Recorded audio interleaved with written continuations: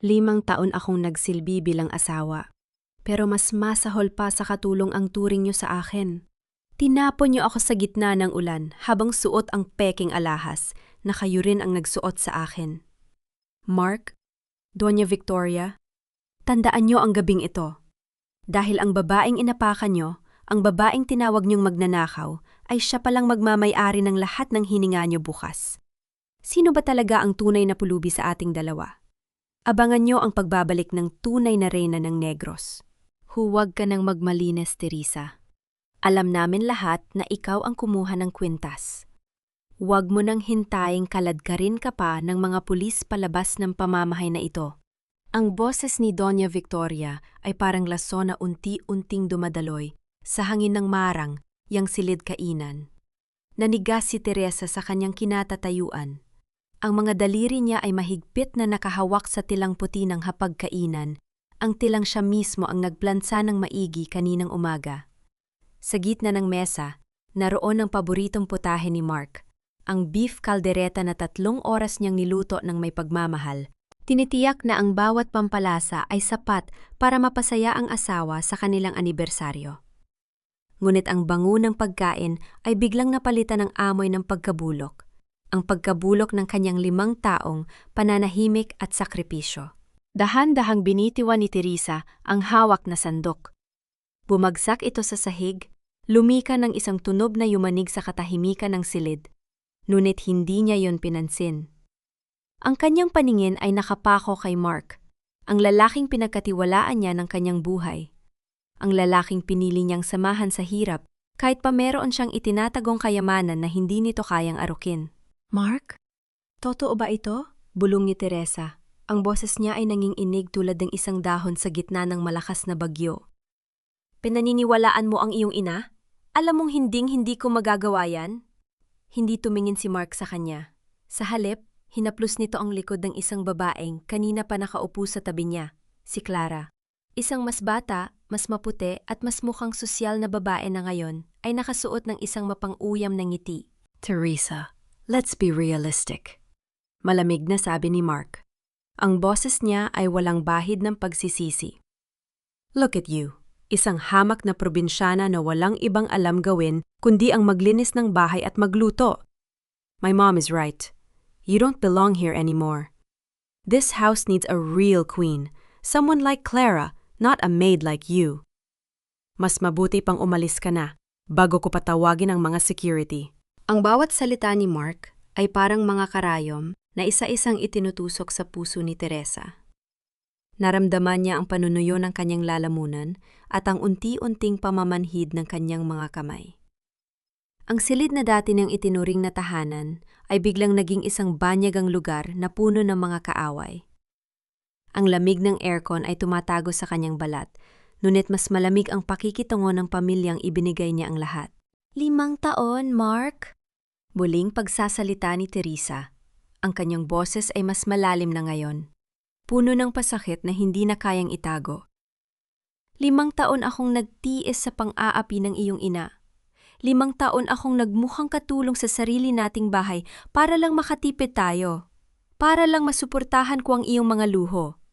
At ngayon, ito ang ibabalik mo sa akin? Isang paratang nga magnanakaw sa harap ng ibang tao? Tumayo si Doña Victoria. Ang kanyang mga mata ay nalilisik sa galit. Huwag mo kaming sumbatan, Teresa. Utang mo sa amin ang buhay mo.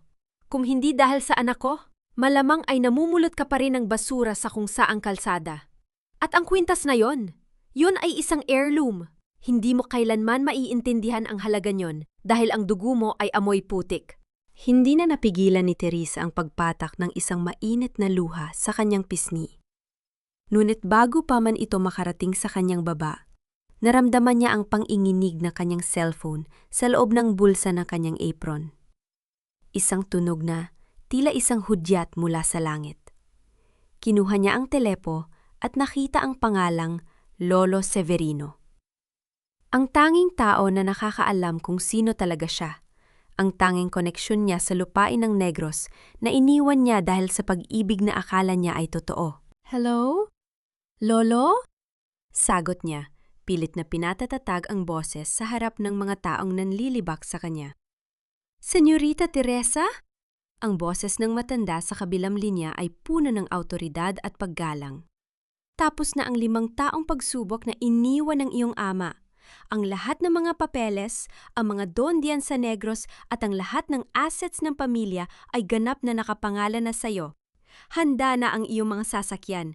Naghihintay na ang buong Negros sa pagbabalik ng kanilang tunay na reyna. Isang mapait na niiti ang sumilay sa mga labi ni Teresa habang dahan-dahang ibinababa ang telepono. Tumingin siya kay Mark, pagkatapos ay kay Doña Victoria at huli kay Clara. Ang pagtingin niya ay wala na ang bakas ng pagmamakaawa. Sa halip, pinalitan ito ng isang klase ng ningning na tila nagmumula sa isang iyas na matagal nang ibinaon sa lupa. Mark, sabi ni Teresa, ang boses niya ay kalmado na ngayon. Isang kalmadong nagbabadya ng malakas na unos. Tama ka. I don't belong here. Dahil ang lugar na ito ay masyadong maliit para sa isang taong tulad ko. At Doña Victoria, tungkol sa kwintas na sinasabi niyo? Yung kwintas na sinuot niyo sa akin para lang mapagbintangan niyo ako? Itabi niyo na yan. Dahil bukas, ang bawat hininga niyo, ang bawat lupang kinatatayan niyo ay maaaring sa akin na. Ano bang sinasabi mo? Nababaliw ka na ba? Sigaw ni Clara, ngunit hindi na siya pinakinggan ni Teresa. Kinuha ni Teresa ang kanyang apron at dahan-dahang tinanggal ito. Inilapag niya ito sa ibabaw ng beef caldereta na hindi na matitikman ni Mark. Ang bawat kilos niya ay puno ng dignidad, isang tahimik na deklarasyon ng digmaan. Lumakad siya patungo sa pinto, hindi na lumilingon pa. Ngunit sa kanyang isipan, isang tanong ang paulit-ulit na umaalingaw-ngaw. Hanggang saan ang kayang gawin ng isang pusong winasak ng pag-ibig? At gaano katamis ang higanti kapag ang biktima ay muling naging reyna? Nang buksan niya ang malaking pinto ng mansyon, sinalubong siya ng malakas na ulan. Ngunit sa dikalayuan, nakita niya ang mahabang linya ng mga itim na sasakyan na may mga headlight na tila mga mata ng isang higante na naghihintay sa kanyang utos. Sa loob ng mansyon, narinig niya ang tawa ni Doña Victoria. Isang tawang puno ng kawalang malay sa darating na pagguho ng kanilang mundo. Nanatiling nakatayo si Teresa sa ilalim ng ulan, hinahayaan ng bawat patak na hugasan ang alikabok ng kanyang nakaraan. Sa gabing ito, ang mahirap na asawa ay namatay na. At mula sa kanyang mga abo, isinisilang ang isang babaeng hindi na muling yuyuko kaninuman.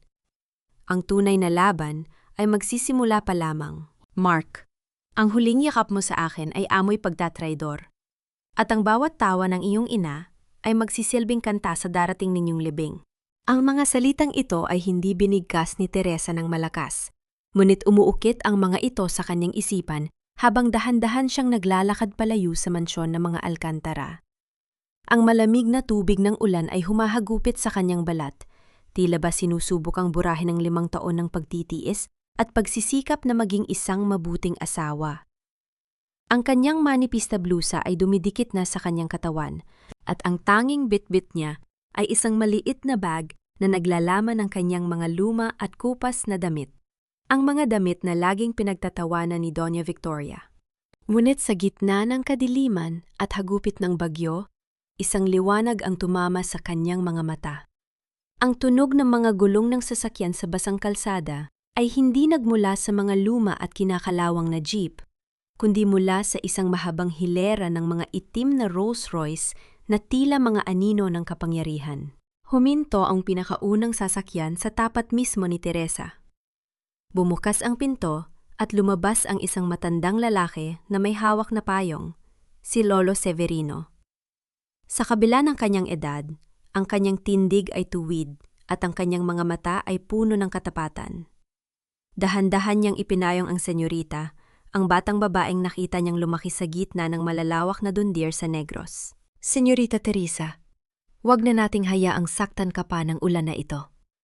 Malambing, ngunit seryosong sabi ng matanda. Ang iyong kaharian ay naghihintay na. Pumasok si Teresa sa loob ng sasakyan.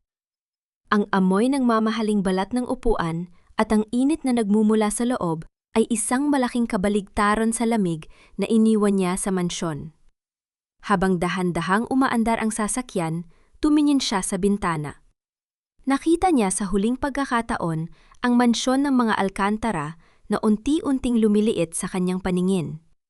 Doon, sa likod ng mga kurtinang seda, alam niyang nagdiriwang ang mga taong umapi sa kanya. Samantala, sa loob ng mainit na dining room, itinaas ni Doña Victoria ang kanyang baso ng alak.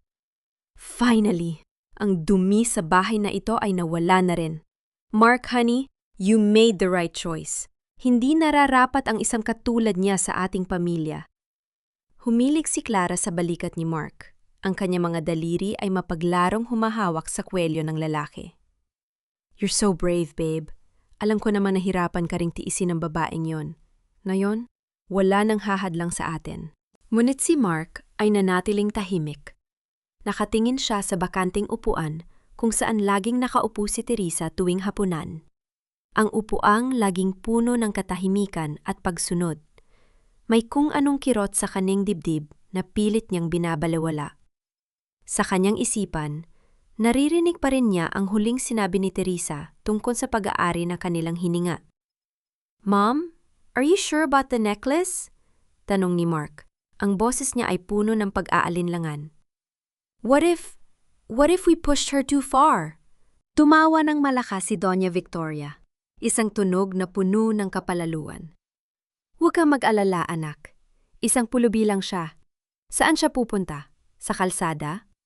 She has nothing. Bukas, makakalimutan na rin natin na nag-exist ang isang Teresa sa buhay natin. Ang mahalaga, nakuha na natin ang atensyon ng mga investors mula sa Negros.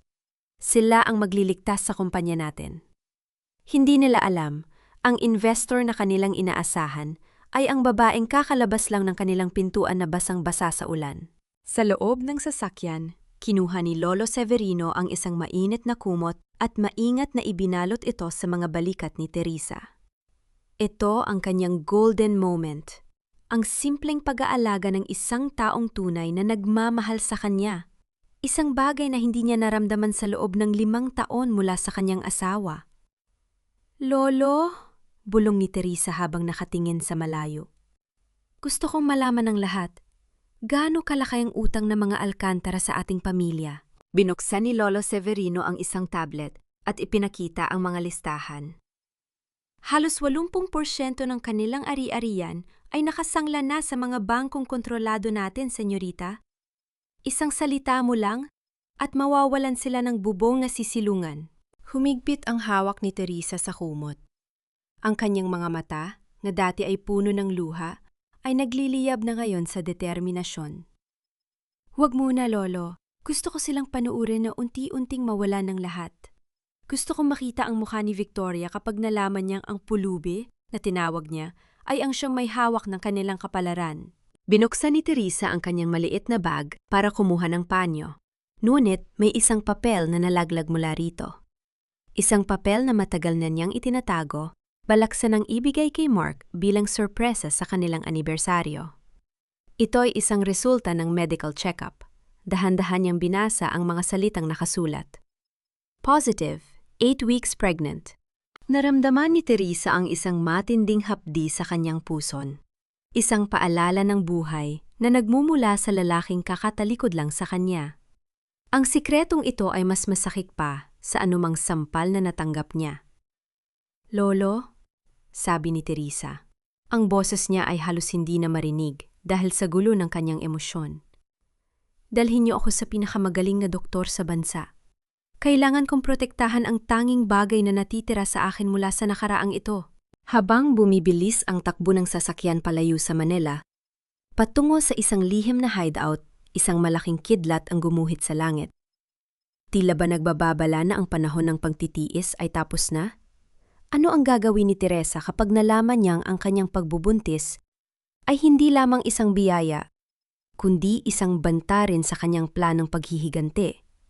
At ano ang mangyayari kapag natuklasan ni Mark na ang anak na matagal na niyang hinahangad ay dinala palayo ng babaeng kanyang itinakwil? Ang bawat pilat na iniwan ng nakaraan ay hindi natanda ng aking kahinaan, kundi mga ukit ng isang renang handa ng lumaban. Sa loob ng isang pribadong silid sa isang marang, yang penthouse na nakatago sa gitna ng syudad, Dahan-dahang iminulat ni Teresa ang kanyang mga mata. Hindi na ang kisameng may mga bitak at amag ng mansyon na mga alkantara ang kanyang nakita, kundi isang kisameng gawa sa mamahaling kahoy at pinalalamutian ng isang kristal na chandelier. Ang lambot ng telang seda sa kanyang ilalim ay tila humahalik sa kanyang balat. Isang pakiramdam na matagal na niyang nakalimutan habang natutulog sa isang matigas na kutsyon sa loob ng 5 taon. Pumasok ang isang babaeng doktor, si Dr. Elena, na may bitbit na ultrasound machine. Kasunod dito si Lolo Severino na nananatiling nakatayo sa isang sulok. Ang kanyang mukha ay puno ng pag-aalala. "Senyorita, kailangan nating suriin ang kalagayan ng bata," mahinahong sabi ng doktor. Habang ipinapahid ang malamig na gel sa kanyang tiyan, naramdaman ni Teresa ang isang kakaibang pintig. Sa screen ng monitor, nakita niya ang isang maliit na tuldok, isang buhay na nabuo sa gitna ng kasinungalingan at pagtataksil. Walang tunog ng makina ang umalingaw-ngaw. Ngunit sa kanyang pandama, ang bawat tibok ng puso ng sanggol ay tila isang malakas na tambol na nagbibigay sa kanya ng bagong lakas. "The baby is a fighter, just like you, Teresa," muling sabi ng doktor. 8 weeks, ngunit kailangan mong mag-ingat. Ang sobrang stress at pagod ay maaaring maging banta sa kanya. Isang mapait na luha ang gumulong sa pisngi ni Teresa. Hinawakan niya ang kanyang tiyan, ang kanyang mga daliri ay nanginginig. "Anak, patawarin mo ako dahil ang ama mo ang naging dahilan ng ating paghihirap. Pero pangako, hinding-hindi ka nila masasaktan. Hinding-hindi ka magiging alipin sa sarili mong tahanan." Nang makaalis ang doktor, lumapit si Lolo Severino at inabot sa kanya ang isang lumang litrato. Ito ay litrato ng kanyang ama, si Don Teodoro, abang nakatayo sa gitna ng malawak na dondier ng asukal sa Negros. "Bakit, Lolo?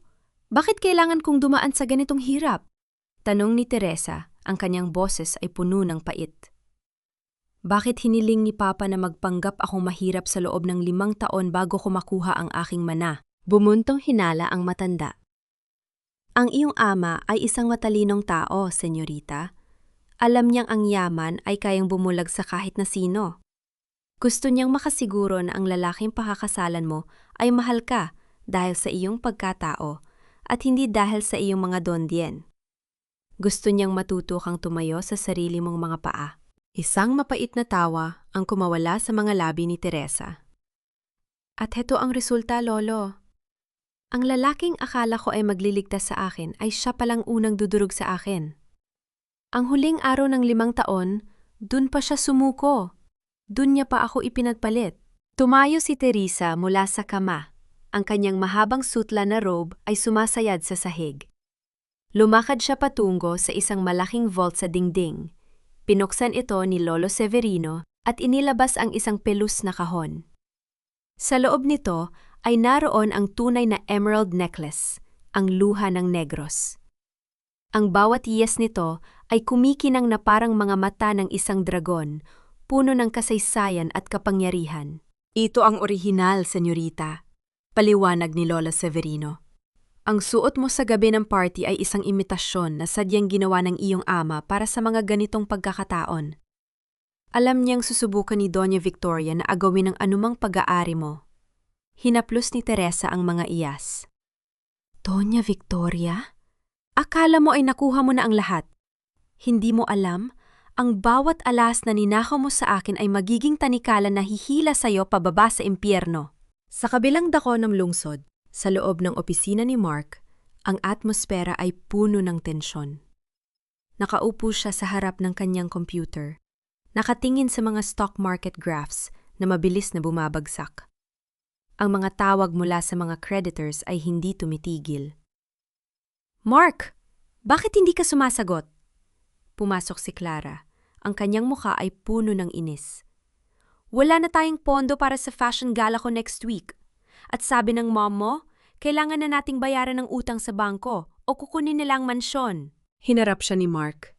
Ang kanyang mga mata ay madilim. "Clara, please, hindi mo ba nakikita? Nagkakagulo ang kumpanya. Ang mystery investor mula sa Negros na inaasahan natin ay biglang nag-withdraw ng suporta. Sabi nila, may personal issues daw sila sa pamamahala ko. Then do something, sigaw ni Clara. Gamitin mo ang impluensya mo, o baka naman tama si Teresa. Baka wala ka talagang silbi kung wala ang pirang pinaghirapan niya. Nanlaki ang mga mata ni Mark. Ano? Anong alam mo kay Teresa? Hindi sumagot si Clara. Sa halip ay mabilis itong lumabas ng silid. Ngunit bago siya makaalis, isang dokumento ang naiwan niya sa mesa. Isang kopya ng lihim na kontrata sa pagitan niya at ni Doña Victoria. Isang kontrata na nagpatunay na ang pagpapatase kay Teresa ay isang planadong sabuatan para makuha ang insurance money ng kasal nila. Bumalik ang eksena kay Teresa. Nakatayo siya sa balcony ng penthouse, nakatingin sa mga ilaw ng Manila.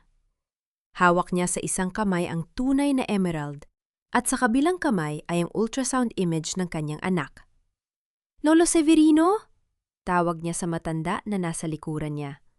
Po, senyorita? Ihanda ang press conference para sa susunod na linggo. Gusto kong i-anunsyo ang pagbili ng Negros Group sa lahat ng assets ng Alcantara Holdings. Pero gusto ko, gawin natin ito sa mismong araw ng birthday ni Doña Victoria. Isang malamig na ngiti ang sumilay sa mga labi ni Teresa. And one more thing. Humanap ka ng paraan para makarating kay Mark ang balitang may bagong reyna ang Negros. Huwag mong babanggitin ang pangalan ko. Gusto kong mabuhay siya sa takot bago niya malaman na ang reynang yon ay ang babaeng tinawag niyang maid. Ngunit sa kalagitnaan ng kanilang pag-uusap, biglang dumaing si Teresa at napahawak sa kanyang tagiliran. Isang matinding kirot ang gumuhit sa kanyang katawan at sa puting sahig, nakita niya ang isang maliit na patak ng dugo. Senyorita! Sigaw ni Lolo Severino habang mabilis na lumalapit. Mapuputi ba ang lahat ng plano ni Teresa dahil sa isang banta sa buhay ng kanyang anak? O ito ba ang magiging dahilan para mas lalong maging malupit ang kanyang paghihiganti? Ang bawat patak ng dugo sa puting sahig ay tila isang sumpa na bumubuhay sa aking takot. Ngunit hindi ako papayag na ang huling piraso ng aking puso ay bawiin pa ng tadhana. Mabilis ang bawat galaw sa loob ng penthouse. Ang marangyang silid na kanina lang ay puno ng katahimikan ay nabalat ng tensyon. Dahan-dahang binuhat ni Lolo Severino si Teresa patungo sa malambot na kama, habang ang kanyang mga kamay ay nanginginig sa takot para sa kaligtasan ng kanyang alaga. Bumalik si Dr. Elena na may bitbit na mga gamot. Ang bawat segundo ay tila isang oras para kay Teresa. Nakapikit ang kanyang mga mata. Ang kanyang mga labi ay bumubulong ng isang tahimik na dalangin. Hindi niya iniisip ang kanyang yaman. Hindi niya iniisip ang kanyang paghihigante. Sa mga sandaling ito, ang tanging mahalaga ay ang maliit na buhay na kumakapit sa kanyang sinapupunan. Stabilize na ang iyong kondisyon, Teresa, sabi ng doktor matapos ang ilang sandali ng pagsusuri. Ngunit kailangan mo ng absolute bed rest. Ang iyong katawan ay sumisigaw na ng pahinga. Kung magpapatuloy ang ganitong stress, maaaring hindi na natin maisalba ang bata. Huminga ng malalim si Teresa. Ang kanyang mukha ay maputla, ngunit ang kanyang mga mata ay nananatiling matalim. Gawin niyo ang lahat, Doc. Hindi maaaring mawala ang anak ko. Siya na lang ang natitira sa akin. Sa kabilang panig ng lungsod, sa loob ng mansyon ng mga Alcantara, ang gabi ay hindi rin payapa. Hawak ni Mark ang nadiskubre niyang kontrata sa pagitan ng kanyang ina at ni Clara. Ang kanyang mga kamay ay nakuyom sa galit. Ang bawat salita sa papel na yon ay tila isang sampal sa kanyang pagkatao. Mom! Ano ito? Sigaw ni Mark habang pilit na hinaharap si Doña Victoria sa library. Plano niyo talagang palayasin si Teresa mula pa nung una? Ginamit niyo ang kasal ko para lang makuha ang insurance? Hindi man lang natinag ang matandang babae. Dahan-dahan niyang ibinaba ang kanyang kape at tumingin sa anak nang may mapang-uyam na ngiti. Mark, honey, don't be so dramatic. Ginawa ko yon para sa atin. Nakita mo naman kung gaano tayo kahirap nung mga nakaraan buwan? Ang kumpanya ay nalulubog sa utang. Si Teresa? She was just a tool. Isang kasangkapan na tapos na nating gamitin. But she was my wife! Giit ni Mark. Ang kanyang boses ay puno ng pagsisisi. She loved me, Mom! At ngayon, wala na siya. Hindi ko man nang alam kung nasaan siya. Wife? Singit ni Clara, nakakapasok lang sa silid, bit-bit ang mga shopping bags. Babe, she was just a maid with a ring. Kalimutan mo na siya. Isipin mo ang birthday party ni Tita Victoria next week. Kailangan nating magmuhang matatag sa harap ng mga investors mula sa Negros. Sila ang susi natin para makabangon. Hindi na nakasagot si Mark. Lumabas siya ng mansyon at sumakay sa kanyang sasakyan. Ang ulan ay patuloy na bumubuhos. Tila nakikiramay sa kanyang naguguluhang isipan. Sinubukan niyang tawagan ang numero ni Teresa, ngunit gaya ng dati, cannot be reached ang tanging sagot nito. Sa gitna ng dilim, isang alaala ang bumalik sa kanya. Ang mukha ni Teresa habang nagluluto ng kanyang paboritong pagkain, ang mga ngiti nitong puno ng pag-asa na palagi niyang binabalewala. Samantala, sa penthouse, nagising si Teresa mula sa isang maikling pahinga. Nakita niya si Lolo Severino na tahimik na nagbabaklas ng mga prutas sa gilid ng kanyang kama. Ito ang kanyang golden moment, ang pakiramdam na meron pa ring pamilya na tunay na nagmamalasakit sa kanya ng walang hinihintay na kapalit. Senyorita, uminom ka muna ng mainit na sabaw. Malambing na sabi ng matanda.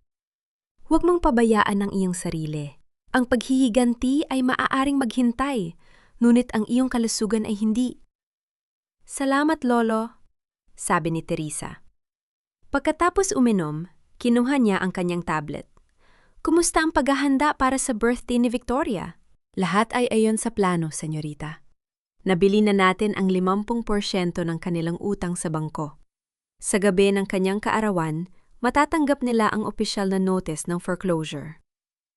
Isang malamig na ngiti ang sumilay sa mga labi ni Teresa. Gusto ko ring magpadala ng isang espesyal na regalo para sa kanya. Lolo, kunin mo ang kahon ng peking emerald na iniwan ko sa mansyon. Ipadala mo yon sa kanya ng walang pangalan, ngunit lagyan mo ng isang piraso ng papel sa loob. Anong isusulat ko, senyorita? Isulat mo. Ang alahas na ninakaw ay hindi kailanman magbibigay ng ningning sa isang magnanakaw.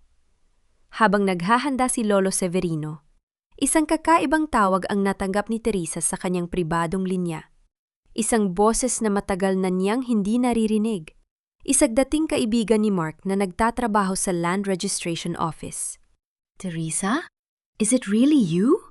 Ang boses sa kabilang linya ay puno ng kaba. May nakita akong kakaiba sa mga records ng pamilya Alcantara. Ang lupa kung saan nakatayo ang kanilang mansyon, hindi yon pag-aari ng tatay ni Mark. May isang lihim na kasunduan na nilagdaan 30 taon na ang nakalilipas. At ang pangalan ng tunay na may-ari ay ang iyong ama, si Don Teodoro. Nalaki ang mga mata ni Teresa. Ang paghihiganti na kanyang binuo ay tila mas naging malalim at mas masakit. Hindi lamang pala siya inapi bilang asawa, kundi matagal na rin palang ninanakawan ng mga Alcantara ang kanyang pamilya bago pa man niya makilala si Mark. Ipadala mo sa akin ang lahat ng kopya ng dokumentong yan, utos ni Teresa. Ang kanyang boses ay tila yelo sa lamig. Ngayon, ang laban ay hindi na lamang tungkol sa isang pusong sawi. Ito ay tungkol sa isang buong imperyo na itinayo sa ibabaw ng mga kasinungalingan. Habang papalapit ang gabi ng kaarawan ni Doña Victoria, ang langit ay tila nagtitipon ng isang malakas na bagyo. Isang bagyong hindi lamang magdadala ng ulan, kundi magbubura sa bawat bakas ng kayabangan ng pamilyang Alcantara. Ano ang gagawin ni Victoria kapag nalaman niyang ang mismong bahay na kanyang ipinagmamalaki ay pag-aari pala ng babaeng kanyang itinapon sa lansangan? At kakayanin ba ni Mark na harapin ang katotohanan na ang buong buhay niya ay isang malaking pandaraya? Walang puwang ang mga basahan sa gabing ito. Siguraduhin ninyong bawat baso ay kumikinang, dahil ang mga pinakamataas na tao sa Negros ang ating panauhin. Huwag ninyong hayaang madungisan ang pangalan ng mga Alcantara ng inyong kapabayaan. Ang tinig ni Doña Victoria ay umaalingaw-ngaw sa malaking bulwagan ng mansyon, matalim at walang pakundangan gaya ng dati. Habang pinapanood niya ang mga katulong na nagmamadaling mag-ayos para sa kanyang nalalapit na kaarawan, ang kanyang mga mata ay puno ng mapanghusgang tingin. Sa kanyang paningin, ang bawat tao sa paligid niya ay mga gamit lamang na maaaring palitan kapag hindi nakapakipakinabang. Sa kabilang dako ng lungsod, sa loob ng tahimik na penthouse, dahan-dahang itinuon ni Teresa ang kanyang paningin sa bintana. Ang bawat salita ni Victoria na narinig niya sa kanyang gunita ay tila mga latay na nagpapaalala sa kanya ng mga gabing siya ang nagpupunas ng mga basong iyon hanggang sa mangaltos ang kanyang mga daliri. Ngunit ngayon, ang mga daliring iyon ay hindi na humahawak ng basahan. Marahan niyang hinahaplos ang isang makapal na folder na naglalaman ng mga dokumentong magpapabagsak sa toreng kinatatayuan ng matandang babae. Naramdaman ni Teresa ang marahang paggalaw sa kanyang sinapupunan. Isang munting sipa, isang paalala na hindi na siya nag-iisa sa laban na ito.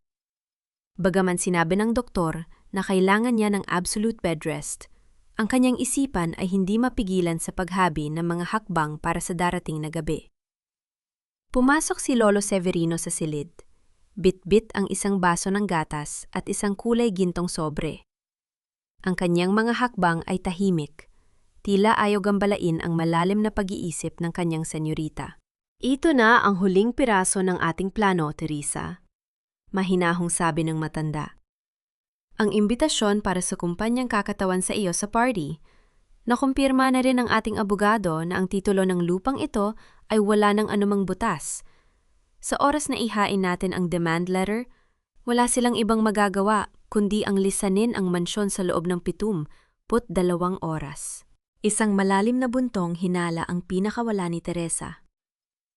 72 oras para sa 5 taon ng aking buhay na kinuha nila Lolo. Parang hindi pa rin sapat, hindi ba? Pero hindi ako magiging katulad nila. Hindi ko sila dudurugin dahil sa galit, kundi dahil sa katotohanan. Samantala, sa loob ng isang madilim na bar, mag-isang nakaupo si Mark. Ang baso ng alak sa kanyang harap ay panglima na niya sa gabing iyon. Ang bawat lagok ay tila sinusubukang lunurin ang imahe ni Teresa na basang-basa sa ulan. Sa kanyang bulsa, nakapanya ang isang maliit na hair clip, isang mumurahing bagay na nakita niya sa ilalim ng kanilang kama. Pag-aari yun ni Teresa, isang simpleng dekorasyon na hinding-hindi isusuot ni Clara o ng kanyang ina. Naramdaman ni Mark ang pagbigat ng kanyang dibdib.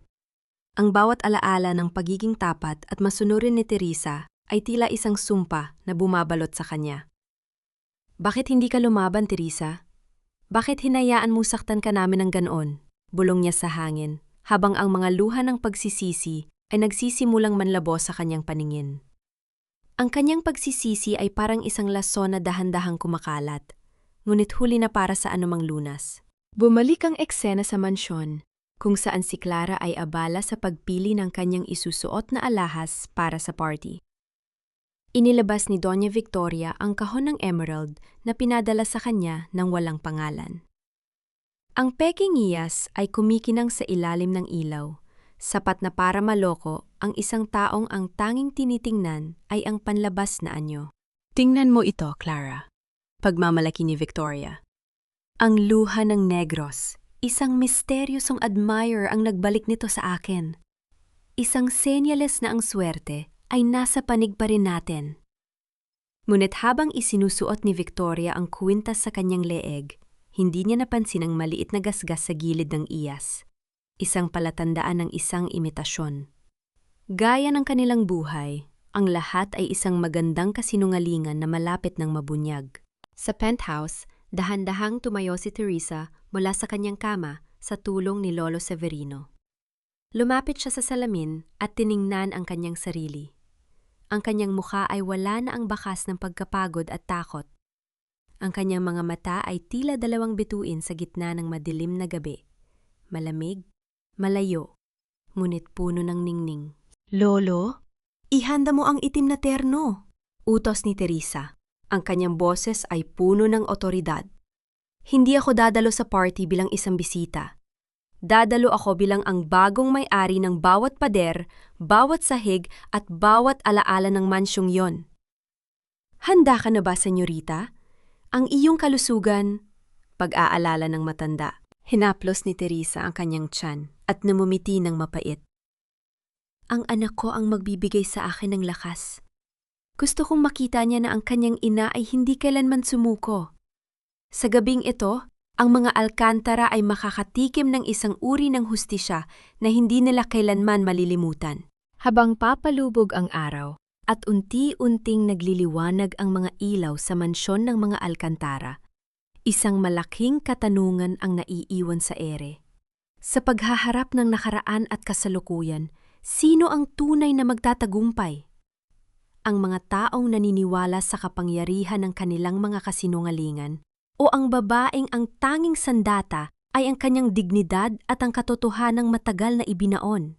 Ang gabi ng kaarawan ay hindi lamang magiging isang pagdiriwang, kundi isang huling hantungan para sa mga pangarap na itinayo sa ibabaw ng luha ng iba. Hubugin niyo ang bawat ngiti niyo dahil ang gabing ito ang magpapatunay na ang mga Alcantara ay hindi kailanman matitinag. Kahit sino pang hampas lupa ang dumaan, tayo ang mananatiling nakatayo sa itaas. Ang boses ni Doña Victoria ay tila isang matalim na kumpas sa gitna ng marangyang bulwagan. Ang bawat salita niya ay puno ng pagmamalaki habang nakatayo sa gitna ng mga bisitang kabilang sa pinakamataas na lipunan ng Manila. Ang kanyang leeg ay pinalalamutian ng luha ng negros, ang peking emerald na pinadala ni Teresa, na kumikinang ng mapanghahas sa ilalim ng mga chandelier. Hindi niya alam, ang bawat kislap nito ay isang paalala ng kanyang darating na kahihiyan. Sa labas ng mansyon, sa loob ng isang itim na Rolls Royce, nakaupo si Teresa. Ang bawat hininga niya ay mabigat. Tila ba may nakadagan na bato sa kanyang dibdib? Hinawakan niya ang kanyang tiyan. Naramdaman ang marahang pintig ng buhay sa loob nito. Ang kanyang suot na itim na terno ay tila isang balute, matigas at walang bahid ng kahinaan. Ang tunay na emerald necklace sa kanyang leeg ay hindi lamang isang iyas. Ito ang simbolo ng kanyang pagbangon mula sa putik ng pang-aapi. "Handa ka na ba, senyorita?" tanong ni Lolo Severino habang inaayos ang sutlang balabal sa balikat ni Teresa. Isang simpleng kilos ng pag-aalaga na nagparamdam kay Teresa ng tunay na dignidad, ang kanyang golden moment sa gitna ng kaba. "Handa na ako, Lolo. Panahon na para bawiin ang bawat luhang ibinuhos ko sa loob ng bahay na ito." Sagot ni Teresa. Ang boses ay tila talim ng espada na hinugot mula sa kaluban. Bumukas ang malaking pinto ng mansyon. Ang bawat mata sa loob ng bulwagan ay napako sa pintuan nang i-anunsyo ng MC ang pagdating ng kinatawan ng Negros Agriculture Group. Inaasahan ng lahat ang isang matandang negosyante, ngunit ang pumasok ay isang babaeng tila nagmula sa isang panaginip o isang bangumot para sa mga Alcantara. Nanigas si Mark sa kanyang kinatatayuan habang hawak ang baso ng alak. Ang kanyang paningin ay nanlabo, tila hindi makapaniwala sa nakikita. Ang babaeng kinapon niya sa ulan, ang babaeng tinawag niya maid, ay naglalakad na yon sa gitna na kanyang sariling pamamahay ng may awtoridad na hindi na kailanman nakita. "Teresa?" Ang bulong ni Mark ay halos hindi lumabas sa kanyang tuyong lalamunan. Huminto si Teresa sa harap ni Doña Victoria. Isang mapait ng ngiti ang sumilay sa kanyang mga labi habang tinitingnan ang kwinta sa leeg ng matanda. "Happy birthday, Doña Victoria. Mukhang bagay na bagay sa inyo ang regalong ipinadala ko. Ngunit, alam niyo ba, ang mga iyas na walang halaga ay laging kumukupas sa harap ng tunay na ningning." "Anong ginagawa mo rito? Ikaw na magnanakaw ka!" Sigaw ni Victoria. Ang kanyang mukha ay namula sa galit at kahihiyan. "Security! Paalisin ang babaeng ito!" Ngunit walang gumalaw sa mga gwardiya. Sa halip, lumapit si Lolo Severino at iniabot ang isang makapal na folder sa abogado ng pamilya Alcantara na nakatayo sa gilid. "Hindi na niyo kailangan ng security, Doña Victoria." Malumanay, ngunit mariing sabi ni Teresa. "Dahil ayon sa mga dokumentong hawak ng inyong abogado, ang mansyong ito, ang lupang kinatatayan nyo, at maging ang kumpanyang ipinagmamalaki nyo, ay pag-aari na ng Negros Agriculture Group. At ako ang lagi-isang tagapagmana ng grupong yon." Isang nakabibinging katahimikan ang bumalot sa buong silid. Ang bawat bulong ay tila naging isang malakas na hiyaw sa pandama ni Mark. Ang bawat plano ng kanyang ina, ang bawat panlalait nila kay Teresa, ay tila bumalik sa kanila gaya ng isang malakas na sampal. "That's impossible!" Hiyaw ni Clara, habang pilit na sumisingit sa pag-ita ni Mark at Teresa. "You're just a nobody! Isang hamak na probinsyana!" Tiningan siya ni Teresa, mula ulo hanggang paa ng may matinding pait. Ang taong walang alam sa kanyang pinagmulan, ang siyang tunay na nobody, Clara. At Mark, salamat sa iyong pagtataksil. Dahil doon, natutunan kong ang tunay na reyna ay hindi kailangan ng korona. Kailangan niya lang ng paninindigan. Ngunit sa gitna ng tagumpay ni Teresa, naramdaman niya muli ang isang matinding kirot sa kanyang puson. Ang kanyang paningin ay sandaling umikot, at ang kanyang kamay ay otomatikong humawak sa gilid ng isang mesa para hindi matumba. Isang maliit na bakas ng sakit ang gumuhit sa kanyang muka, na tanging si Mark lang ang nakapansin. "Teresa, are you okay?" Lumapit si Mark, ang kanyang boses ay puno ng tunay na pag-aalala na hinaluan ng takot. Itinaas ni Teresa ang kanyang kamay para pigilan ang paglapit nito. "Huwag mo akong hawaan, Mark. Ang bawat haplos mo ay nagpapaalala sa akin ng sakit na ibinigay nyo. Tapos na ang gabi nyo. Meron kayong 72 oras para iwan ang pamamahay na ito. Isama mo na ang iyong ina at ang iyong kabit." Habang dahan-dahang lumalabas si Teresa ng mansyon, bitbit ang tagumpay na binalot ng pait, isang tanong ang nailuwan sa isipan ng lahat. Hanggang saan ang kayang itago ni Teresa ang sikreto ng kanyang pagbubuntis habang unti-unti niyang binabawi ang lahat mula sa mga alkantara? At anong mangyayari kapag natuklasan ni Mark na sa pagpapatalsik niya kay Teresa, kasama niyang itinapon ang kanyang sariling anak? Ang gabi ng kaarawan ni Victoria ay naging gabi ng pagluluksa para sa kanilang danggal. Ngunit para kay Teresa, ito ay simula pa lamang ng isang mahaba at madugong laban para sa kanyang anak at sa kanyang kinabukasan. Ang bawat hakbang mo papalapit sa akin ay tila isang paalala ng bawat gabing hinayaan mo akong matulog sa sahig habang ikaw ay nasa bisig ng iba. Huwag mo akong hawakan, Mark. Ang iyong mga kamay ay marumi at ang iyong pag-aalala ay isang malaking insulto. Ang boses ni Teresa ay hindi sumigaw, ngunit ang bawat salita ay tumago sa bulwagan gaya ng isang malamig na hangin na pumapatay sa lahat ng apoy ng pag-asa ni Mark. Nakatayo siya doon. Ang kanyang katawan ay tila isang estatwa ng marmol, matatag, maganda, ngunit walang init para sa lalaking nasa harap niya. Sa gitna ng kaguluhan ng party, ang mga bisita ay nagsimulang magbulungan. Ang bawat sulyap ay tila mga palaso na tumatama sa dibdib ni Doña Victoria. Ang matandang babae ay nanginginig sa galit. Ang kanyang mga kamay ay mahigpit na nakakuyom sa kanyang mamahaling gown. Ang luha ng negros na suot niya ay tila naging isang mabigat na tanikala na sumasakal sa kanyang leeg. "Magsisinungaling! Mapagpanggap!" sigaw ni Victoria. Ang kanyang boses ay naging pao sa tindi ng emosyon. "Paano mo nagawang lokohin kami sa loob ng 5 taon? Pumasok ka sa pamilyang ito bilang isang pulubi, at ngayon ay aalis ka bilang isang magnanakaw ng aming ari-arian? Mark, huwag kang maniwala sa kanya. Gawa-gawa lang ang mga dokumentong yan." Tumingin si Teresa sa kanyang dating biyenan ng may matinding pait. "Ang katotohanan ay hindi kailanman naging gawa-gawa, Victoria. Ang tanging kasinungalingan sa bahay na ito ay ang inyong pagkatao. At tungkol sa 5 taon, hindi ko kayo naloko. Binigyan ko kayo ng pagkakataon na makita ang aking halaga ng walang pera, ngunit ang tanging nakita nyo ay ang inyong sariling kasakiman." Naramdaman muli ni Teresa ang isang matinding pulikat sa kanyang puson. Ang pawis ay nagsimulang mamuo sa kanyang no, ngunit pilit niyang pinanatili ang kanyang tindig. Hindi siya pwedeng bumagsak dito. Hindi sa harap ng mga taong ito. "Senyorita, kailangan na nating umalis," bulong ni Lolo Severino. Ang kanyang mga mata ay puno ng babala. Napansin ng matanda ang pamumutla ng labi ni Teresa. Dahan-dahang tumalikod si Teresa. Ngunit bago siya makahakbang, hinawakan ni Mark ang kanyang braso. "Teresa, please. Pag-usapan natin ito. If you're the heiress, then we are still married. Ang lahat ng ito ay maaari nating ayusin. I can explain everything about Clara." Isang malakas na sampal ang dumapo sa pisngi ni Mark. Isang tunog na yumanig sa katahimikan ng buong mansyon. Hindi yon galing kay Teresa, kundi kay Clara na kanina pa nakikinig ng may panlilisik na mga mata. "You coward, Mark!" hiyaw ni Clara.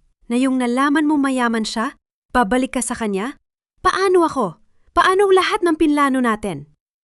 Sa gitna ng pag-aaway ni na Mark at Clara, dahan-dahang lumakad si Teresa palabas. Ang bawat hakbang niya ay tila isang pakikipaglaban sa sariling katawan. Pagdating sa loob ng sasakyan, dun lamang siya bumigay. Napasandal siya sa upuan at napahawak sa kanyang tiyan. Ang kanyang paghinga ay mabilis at mababaw. "Lolo, ang ospital.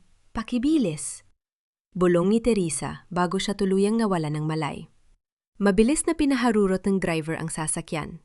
Sa loob ng mansyon, naiwan si Mark na nakatingin sa kawalan. Sa sahig, nakita niya ang isang maliit na bagay na nahulog mula sa bag ni Teresa nang magkagulo kanina. Dahan-dahan niya itong pinulot. Isa itong maliit na reseta mula sa isang prenatal clinic. Ang petsa ay noong nakaraang linggo.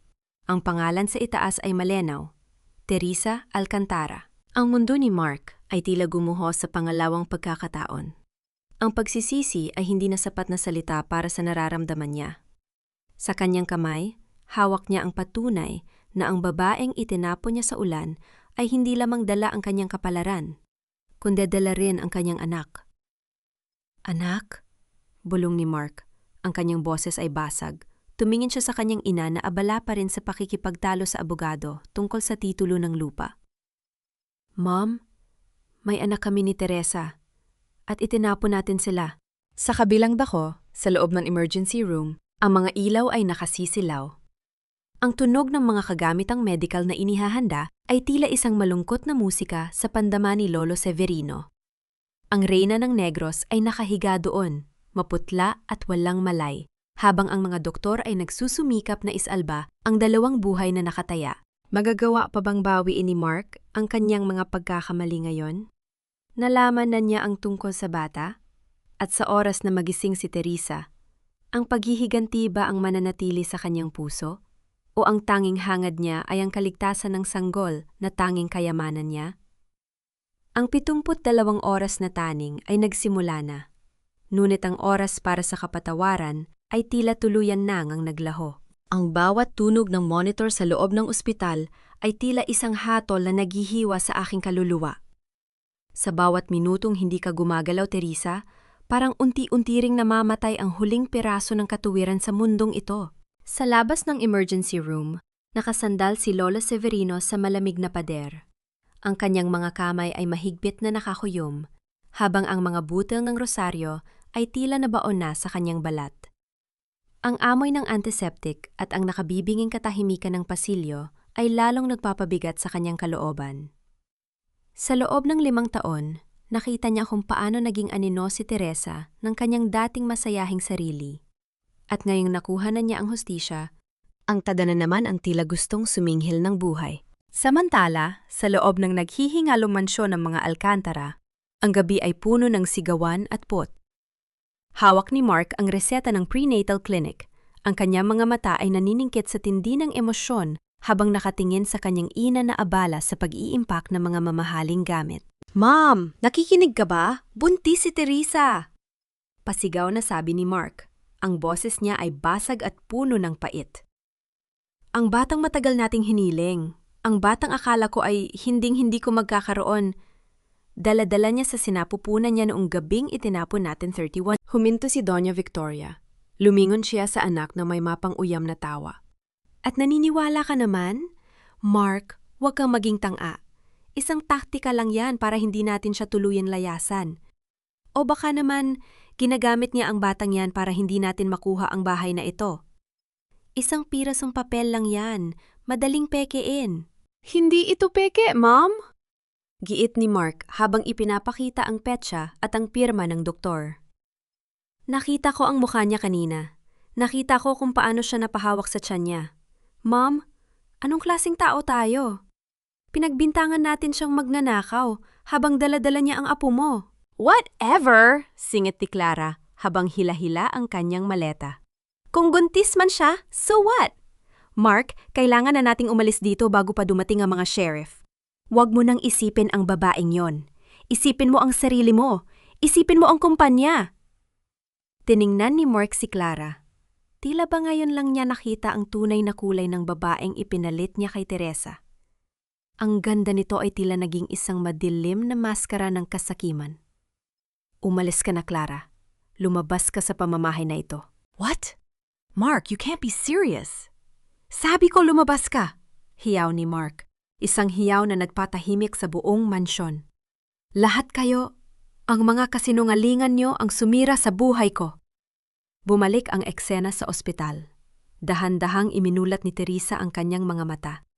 Ang puting kisame ay tila sumasayaw sa kanyang paningin. Naramdaman niya ang isang mahapdi na tusok sa kanyang kamay, ang suwero. Ngunit ang unang bagay na ginawa niya ay ang dahan-dahang paghaplos sa kanyang puson. Lolo? Mahinang tawag niya nang makita ang matanda na pumasok sa silid. Senyorita, salamat sa Diyos at gising ka na, sabi ni Lolo Severino habang mabilis na lumalapit. Ligtas ang bata, sabi ng doktor, kailangan mo lang talagang magpahinga at huwag magpabaya. Isang malalim na buntong hinala ang pinakawala ni Teresa. Ang kanyang mga mata ay puno ng determinasyon. Lolo, ayaw ko nang bumalik sa Manila. Pagkatapos ng 72 oras, kapag nailipat na ang lahat ng pag-aari, gusto ko nang bumalik sa Negros. Doon ko palalakihin ang anak ko. Pero ang tatay ng bata, senyorita, paano kung malaman ni Mark? Wala siyang karapatan. Malamig na sabi ni Teresa. Pinatay niya ang tatay ng batang ito noong gabing itinakwil niya ako. Ang anak ko ay isang alkantara sa dugo, pero isang negro sa paninindigan. Ngunit sa gitna ng kanilang pag-uusap, bumukas ang pinto ng kwarto. Pumasok ang isang nurse na may dalang mga gamot, ngunit kasunod nito ay isang lalaking pawis na pawis, gulo-gulo ang buhok at may mga matang puno ng pagsisisi. Si Mark. Naniga si Teresa. Ang kanyang puso ay nagsimulang tumibok ng mabilis, isang kabog na tila gustong kumawala sa kanyang dibdib. Teresa, bulong ni Mark. Patawarin mo ako. Nalaman ko na ang lahat ang tungkol sa anak natin. Teresa, hayaan mang bumawi ako. Isang mapait na ngiti ang sumilay sa mga labi ni Teresa. Hindi siya sumigaw. Hindi siya nagalit. Sa halip, tiningnan niya si Mark ng may matinding awa. Ang uri ng awa na ibinibigay sa isang taong huli na para sa lahat. Lolo Severino, tawag ni Teresa. Hindi inaalis ang tingin kay Mark. Pakisabi sa taong ito na ang kwartong ito ay para lamang sa mga taong may danggal. At pakitanong na rin sa kanya kung ang 72 oras ba niya ay nagsimula na? Teresa, please, huwag mo namang gawin ito sa anak natin. Pagmamakaawa ni Mark, habang sinusubukang lumapit, ngunit hinarangan siya ng matipunong braso ni Lolo Severino. Ang anak ko ay walang ama na nagtapon sa kanyang ina sa ulan, sabi ni Teresa. Ang kanyang boses ay tila isang hatol na walang hanggan. Umalis ka na, Mark. Bago ko patawagin ang mga security para kaladgarin ka palabas. Gaya ng ginawa ng iyong ina sa akin. Habang pilit na inilalabas ni Lolo Severino si Mark, isang nurse ang pumasok at may ibinigay na folder kay Teresa. Senyorita, may iniwan pong mensahe ang abogado nyo. Mukhang may natuklasan silang isa pang lihim na account ni Doña Victoria na nakapangalan sa isang dummy company sa ibang bansa. Naningkit ang mga mata ni Teresa. Ang paghihiganti niya ay tila magkakaroon ng bagong kabanata. Hindi lamang pala mansyon ang mawawala sa pamilya Alcantara, kundi maging ang huling sentimo na itinago ni Victoria para sa kanyang sarili. Ano ang gagawin ni Teresa sa bagong impormasyong ito? At hanggang saan ang kayang gawin ni Mark para patunayan na karapat-dapat pa siyang maging ama sa kabila ng lahat ng kanyang nagawa? Ang gabi sa ospital ay mahaba, ngunit sa bawat segundong lumilipas, ang reyna ng Negros ay lalong nagiging matatag. Ang laban para sa katarungan ay malapit nang matapos, ngunit ang laban para sa puso ng kanyang anak ay kasisimula pa lamang. Huwag mong isipin na dahil nalaman mo ang tungkol sa batang ito ay may susi ka na para muling makapasok sa buhay ko. Ang tanging ugnayan nating dalawa, Mark, ay ang 72 oras na unti-unti nang nauubos. Ang boses ni Teresa ay tila isang malamig na agos ng tubig na tumatagos sa buto ni Mark habang pinapanood niya ang lalaking dahan-dahang inilalabas ni Lolo Severino mula sa kanyang silid. Nang sumara ang pinto, ang katahimikan sa loob ng VIP room ng ospital ay naging mabigat. Tila ba ang hangin ay puno ng mga hindi na bigkas na hinanakit. Dahan-dahang humiga si Teresa. Ang kanyang kamay ay nananatiling protektado sa ibabaw ng kanyang tiyan. Ang bawat tibok ng kanyang puso ay tila may kasamang kirot, hindi dahil sa pagmamahal, kundi dahil sa pagod. Pagod na siyang maging biktima, pagod na siyang maging anino. Sa ilalim ng malambot na kumot, naramdaman niya ang lamig ng stethoscope ni Dr. Elena na muling sumuri sa kanya. Ang iyong blood pressure ay tumataas muli, Teresa, paalala ng doktor habang inaayos ang suwero. Kailangan mong putulin ang anumang komunikasyon sa mga taong nagbibigay sa iyo ng stress. Ang bata, kailangan niya ng isang matatag na ina, hindi isang inang lunod sa galit. Susubukan ko, Dok, bulong ni Teresa, habang ang kanyang paningin ay nakapako sa mga puting rosas na nasa gilid ng kanyang kama. Mga rosas na alam niyang hindi galing kay Mark, kundi mula kay Lolo Severino. Samantala, sa isang madilim at magulong silid sa loob ng mansyon ng mga Alcantara, si Doña Victoria ay parang isang baliw na naghahalungkat sa kanyang lihim na vault. Ang kanyang mga mamahaling alahas ay nakakalat sa sahig, ngunit ang kanyang hinahanap ay ang maliit na itim na notebook kung saan nakasulat ang mga codes ng kanyang dummy accounts sa Singapore. Nanginginig ang kanyang mga daliri habang tinatype ang password sa kanyang laptop. Ngunit sa bawat subok niya, isang pulang babala ang lumalabas sa screen. Account frozen, under investigation. Hindi! Hindi maaari ito! Sigaw ni Victoria. Ang kanyang boses ay naging isang matinis na hiyaw na bumasag sa katahimikan ng gabi. Ang pera ko! Ang perang itinago ko sa loob ng 20 taon! Sa gitna ng kanyang pagwawala, pumasok si Mark. Ang kanyang mukha ay walang buhay. Ang kanyang mga mata ay tila 2 uling na nawala na ng ningas. Tiningnan niya ang kanyang ina ng may halong pandidiri at awa. "Wala na, Mom," sabi ni Mark. Ang boses niya ay patag at walang emosyon. "Nakuha na ni Teresa ang lahat. Ang bawat sentimong ninakaw mo mula sa kumpanya ni Don Teodoro, ang bawat lupang kinuha mo sa pamamagitan ng peking pirma, lahat ay naibalik na sa kanya." Lumingon si Victoria, ang kanyang buhok ay gulo-gulo at ang kanyang mga mata ay nanlilisik. "Kasalanan mo ito! Kung naging matalino ka lang sa paghawak sa babaeng yon, hindi tayo aabot sa ganito. Bakit hindi mo siya nagawang pasunurin?" Isang mapait na tawa ang kumawala sa mga labi ni Mark. "Pasunurin? Mom, ginawa ko siyang alipin sa loob ng 5 taon dahil sa'yo.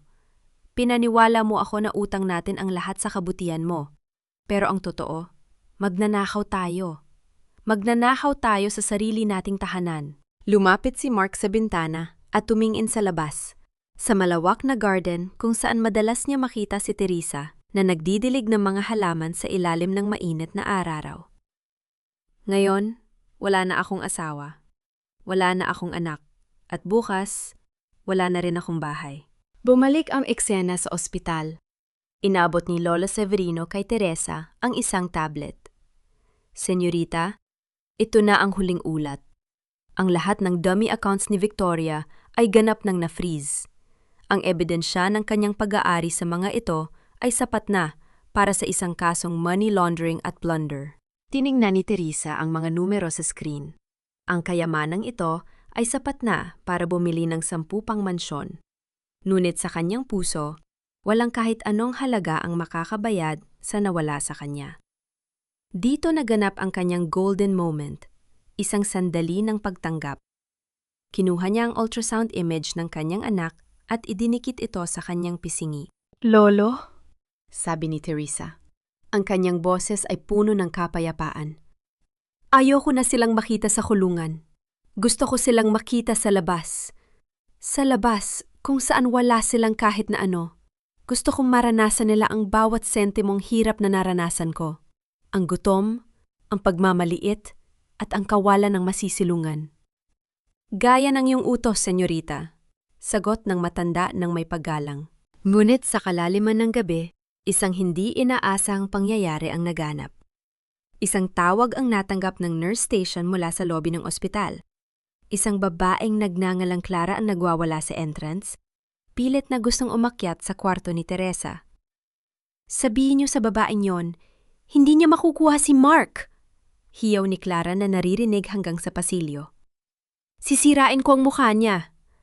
Pinatay niya ang kinabukasan ko. Narinig ni Teresa ang kaguluhan sa labas. Dahan-dahan siyang bumangon, kahit pa mahapdi ang kanyang tahi at nanghihina ang kanyang tuhod. Hindi niya hinintay na pigilan siya ni Lolo Severino. Lumakad siya patungo sa pinto at binuksan ito. Doon, nakita niya si Clara na pinipigilan ng 2 security guards. Ang mukha ni Clara ay puno ng galit, ngunit nang makita niya si Teresa na nakatayo ng tuwid, suot ang puting gown ng ospital na tila isang reyna ng kadiliman, bigla siyang natahimik. Clara? Tawag ni Teresa. Ang kanyang boses ay mahinahon, ngunit may talim na tila labaha. Ang huling 72 oras ay hindi lamang para sa mga Alcantara. Para rin sa iyo. Umalis ka na habang may natitira ka pang danggal dahil bukas, kahit ang pangalang Clara ay magiging simbolo ng kahihiyan sa buong Negros. You bitch! Sigaw ni Clara, ngunit ang kanyang boses ay nanginginig na sa takot. Tinalikuran siya ni Teresa at muling pumasok sa silid.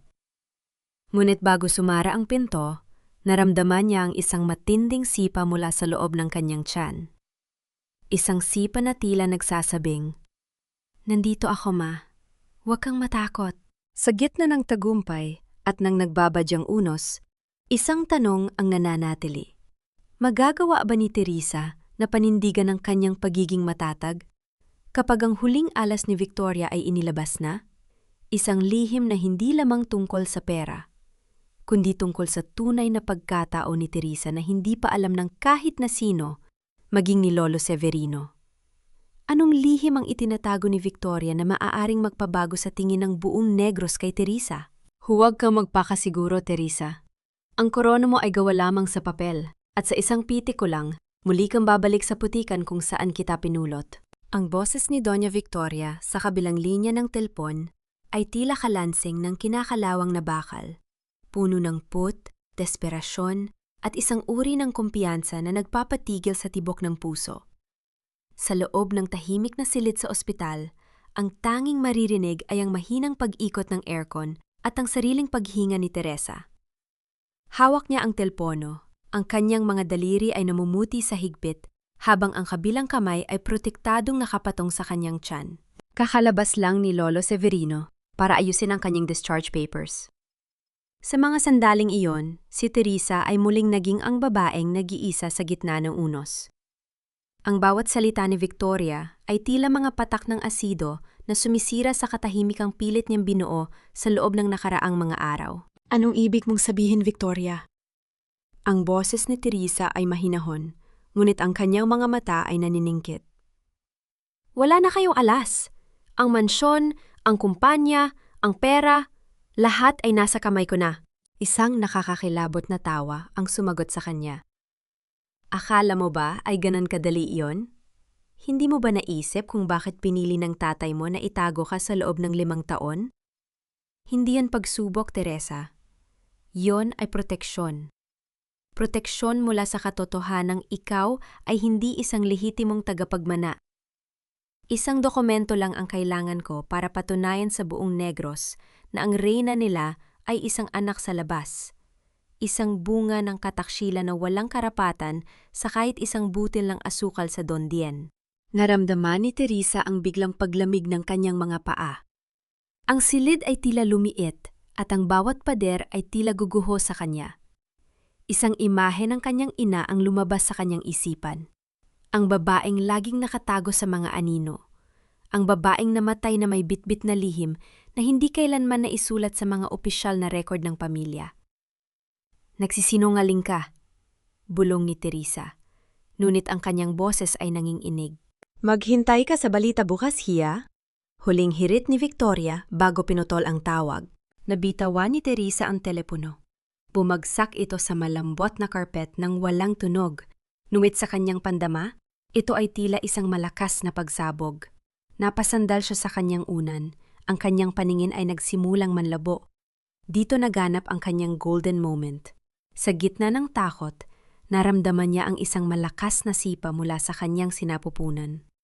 Tila ba sinasabi ng bata na kahit ang buong mundo ay tumalikod sa kanila, sila ay mananatiling magkakampi. Kinuha ni Teresa ang ultrasound image sa tabi ng kanyang kama. Hindi ko hahayaang maging anino ka rin, gaya ng lola mo, panata niya sa sarili. Kung kailangang sunugin ko ang buong Negros para lang protektahan ang danggal mo, gagawin ko. Samantala, sa labas ng ospital, si Mark ay nakatayo sa ilalim ng isang puno pinagmamasdan ang bintana ng silid ni Teresa. Ang ulan ay dahan-dahang pumapatak. Dinidiligan ang kanyang pagsisisi na tila ayaw ng mamatay. Hawak niya ang isang maliit na sapatos ng sanggol na binili niya kanina. Isang simbolo ng kanyang hangaring bumawi. Ngunit hindi niya alam, sa loob ng isang madilim na opisina ng isang tabloid journalist, si Doña Victoria ay kasalukuyang naglalapag ng isang envelope. Ang mga larawan ng ina ni Teresa at ang isang lumang birth certificate ay nakalatag sa mesa. Gawin mong headline ito bukas, utos ni Victoria sa journalist. Ang kanyang mga mata ay nagniningning sa galit. Gusto kong malaman ng lahat na ang babaeng nagpabagsak sa mga alkantara ay isang impostora. Pumasok si Lolo Severino sa silid ni Teresa at agad na napansin ang pamumutla ng kanyang senyorita. Anong nangyari, Teresa? May masakit ba sa'yo? Tumingin si Teresa sa matanda. Ang kanyang mga mata ay puno ng determinasyon na hinaluan ng pait. Lolo, alam niyo ba ang tungkol sa aking ina? Ang tungkol sa tunay na dahilan kung bakit ako itinago ni Papa? Natigilan si Lolo Severino. Ang kanyang mga balikat ay tila bumigay sa bigat ng tanong. Senyorita, may mga bagay na mas mabuting manatiling nakabaon, ngunit kung nalaman na ito ni Victoria, kailangan nating kumilos ng mabilis. Anong ibig mong sabihin, Lolo? Bago pa makasagot ang matanda, isang malakas na kaguluhan ang narinig sa labas ng pasilyo. Ang tunog ng mga yabag ng maraming tao at ang pagkislap ng mga camera light ay makikita mula sa maliit na salamin ng pinto. Ang mga reporter ay dumarating na, bit-bit ang balitang sisira sa reputasyon ni Teresa bago pa man siya makabalik sa Negros. Nandyan na sila! Bulong ni Teresa. Ang high stakes ay umakyat sa pinakamataas na antas. Hindi na lamang ito laban para sa pera. Ito ay laban para sa kanyang pagkakakilanlan, para sa kanyang anak, at para sa alaala ng kanyang ina.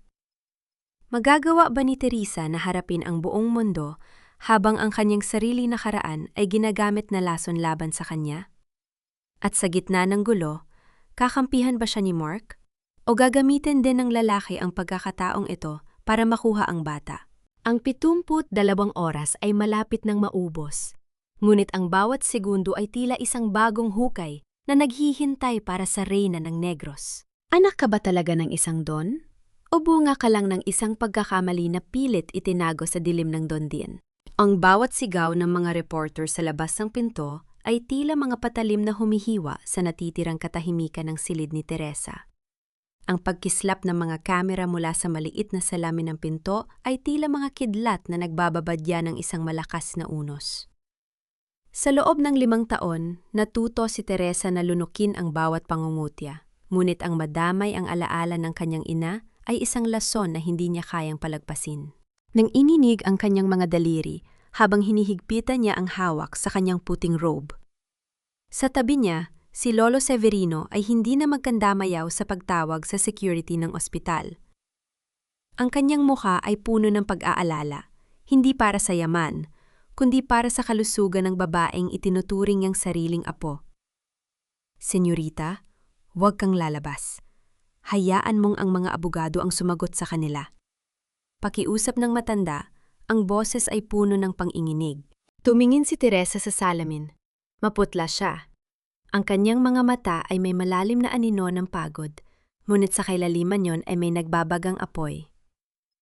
Lolo, kapag nanatili akong nakatago, para ko na ring inamin na totoo ang kanilang mga paratang. Hindi ko hahayaang bastusin nila ang pangalan ng aking ina. Dahan-dahang bumukas ang pinto. Ngunit bago pa man makapasok ang mga reporter, isang pamilyar na anino ang humarang sa pintuan. Si Mark. Nakatayo siya doon, nakaharap sa kawan ng mga media. Ang kanyang mga bisig ay nakadipa para protektahan ang pasukan.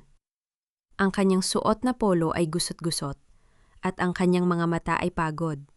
Ngunit may kakaibang tapang na ngayon lang nakita ni Teresa. "Umalis kayo!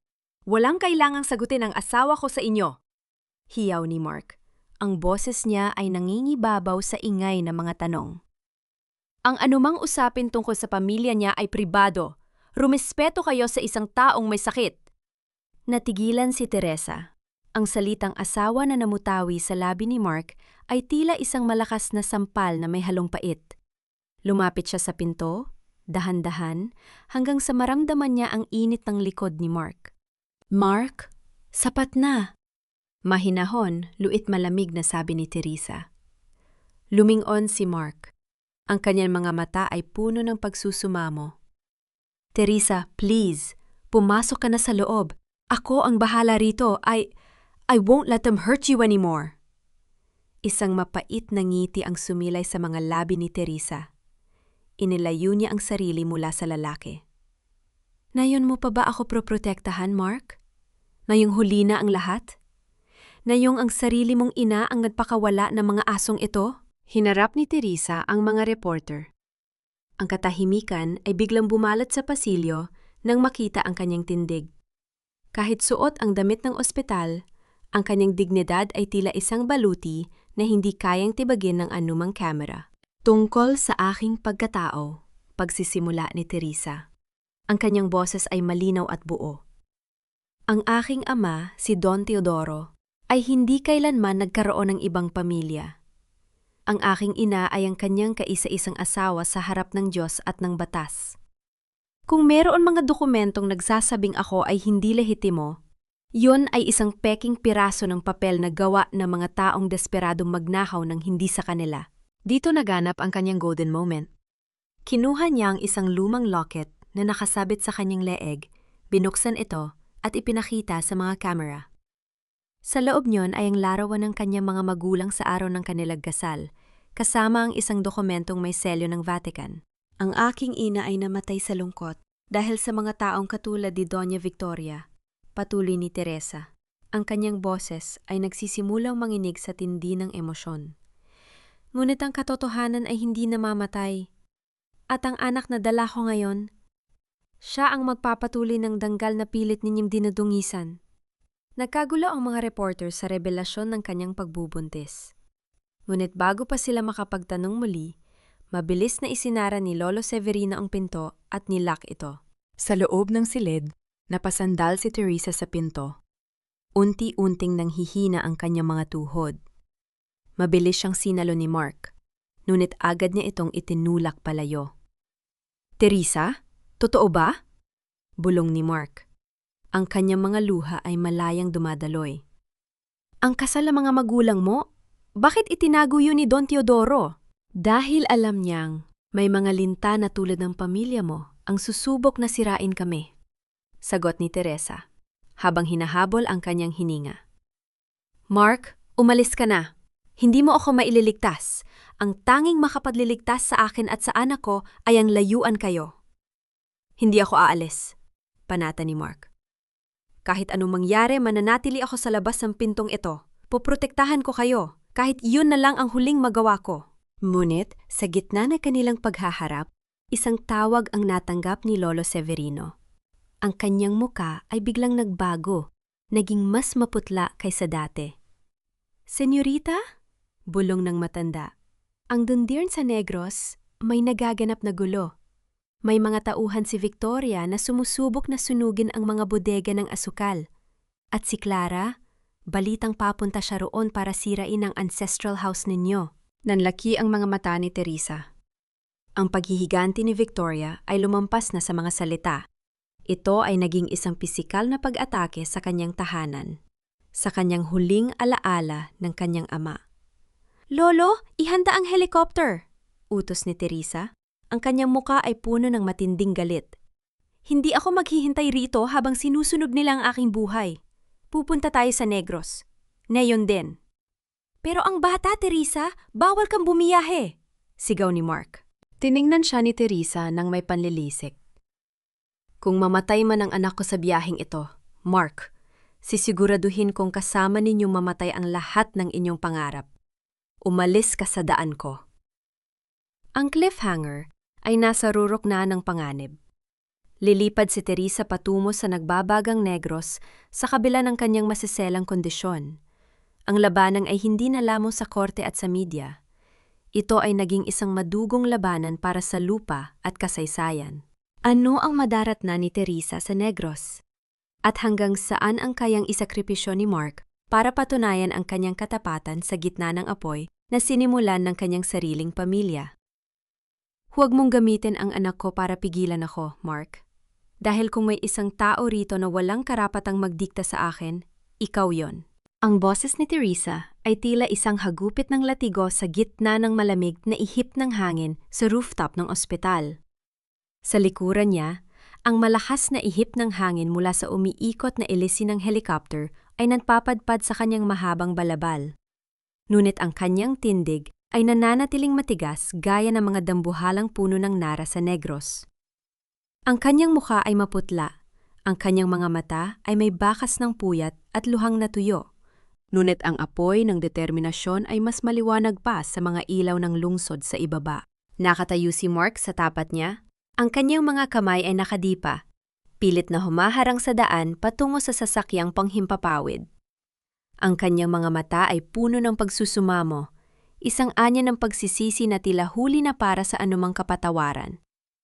Teresa, please! Makinig ka sa akin. Mapanganib ang kondisyon mo.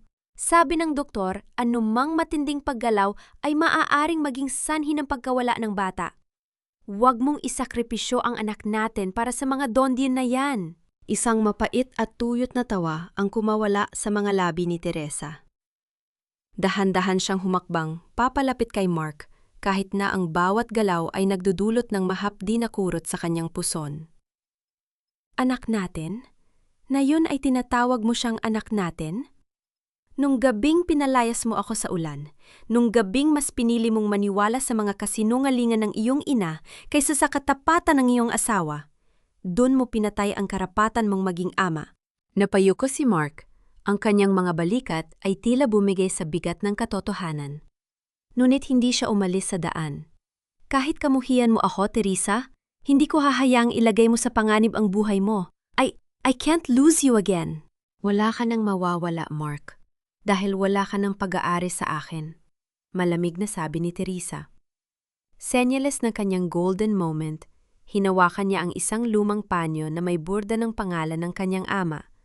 Isughuling alaala ng taong nagturo sa kanya na ang lupa ay buhay at ang buhay ay kailangang ipaglaban. Ang Negros ang aking hininga.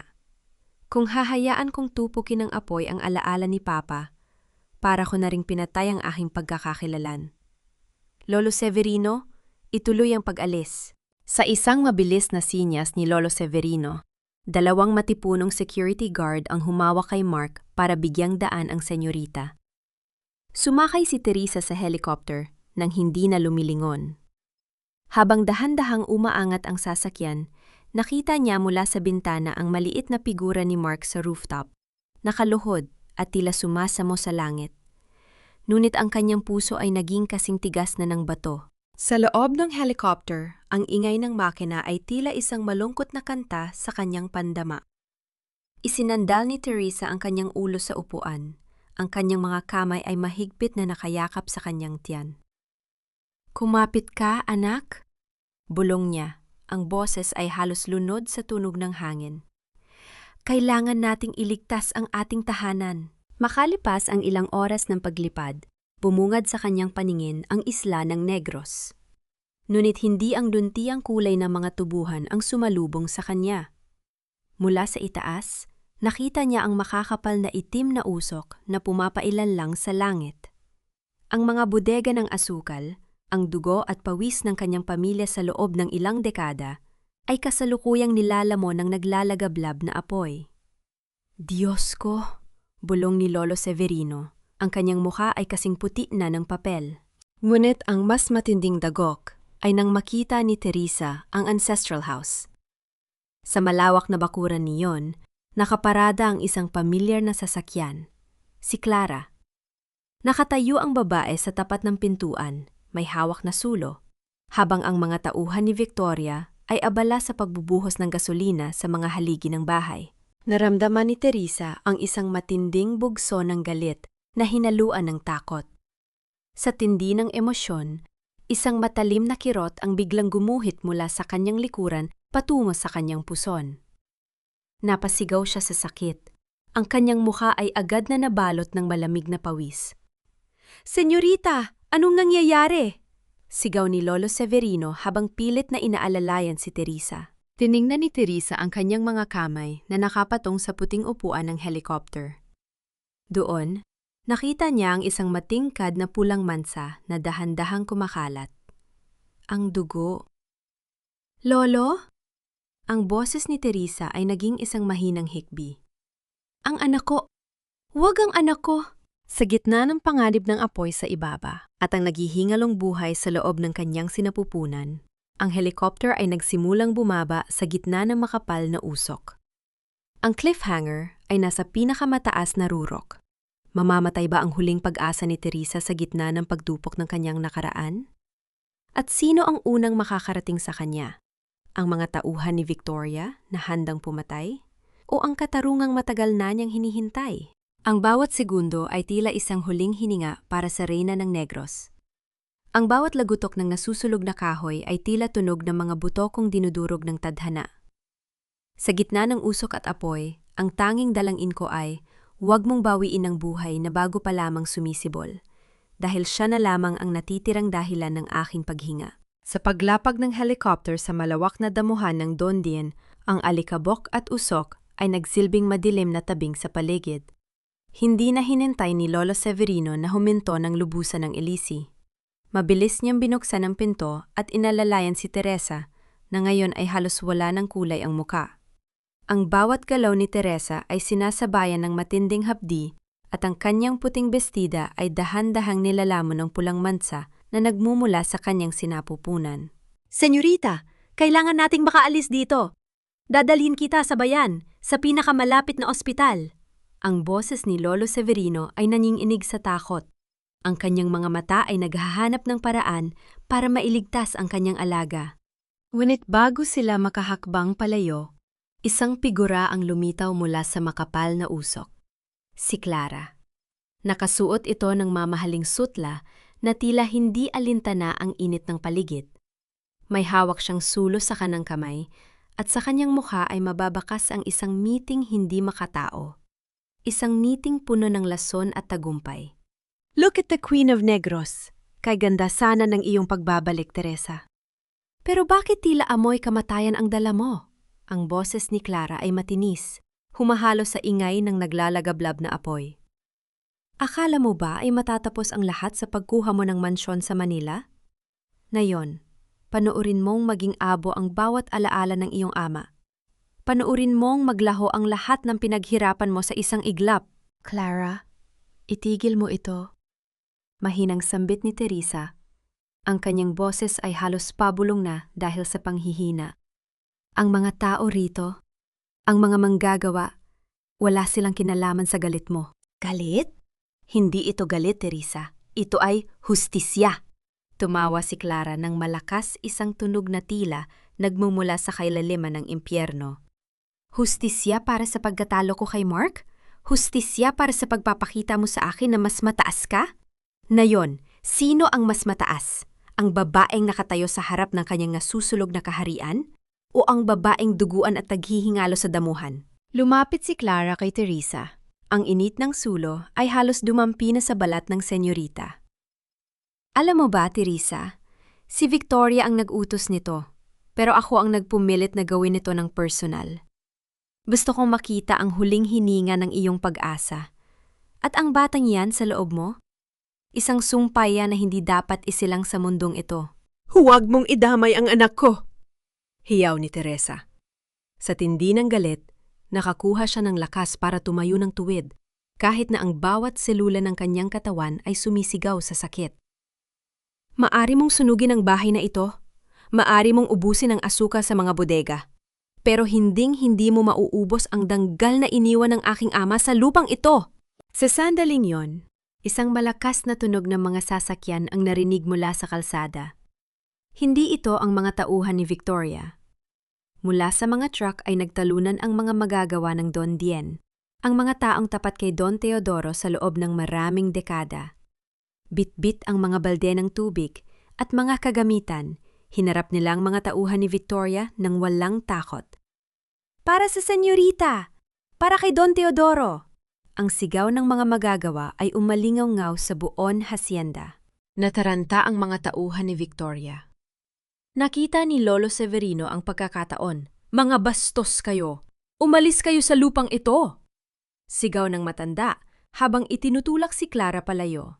Binitawan ni Clara ang sulo sa gulat at sa kasama ang palad, ang apoy nito ay dumapo sa kanyang saril-laylayan ng damit. Isang matinis na tili ang kumawala sa kanyang bibig habang sinusubok ang apulahin ng apoy sa kanyang suot. Ngunit hindi na siya pinansin ni Teresa. Ang paningin ni Teresa ay nagsimulang magdilim. Ang huling nakita niya ay ang pagdating ng isang pamilyar na sasakyan, si Mark. Teresa! No! Ang boses ni Mark ay puno ng matinding pagsisisi habang tumatakbo siya patungo sa duguang asawa. Binuhat niya si Teresa.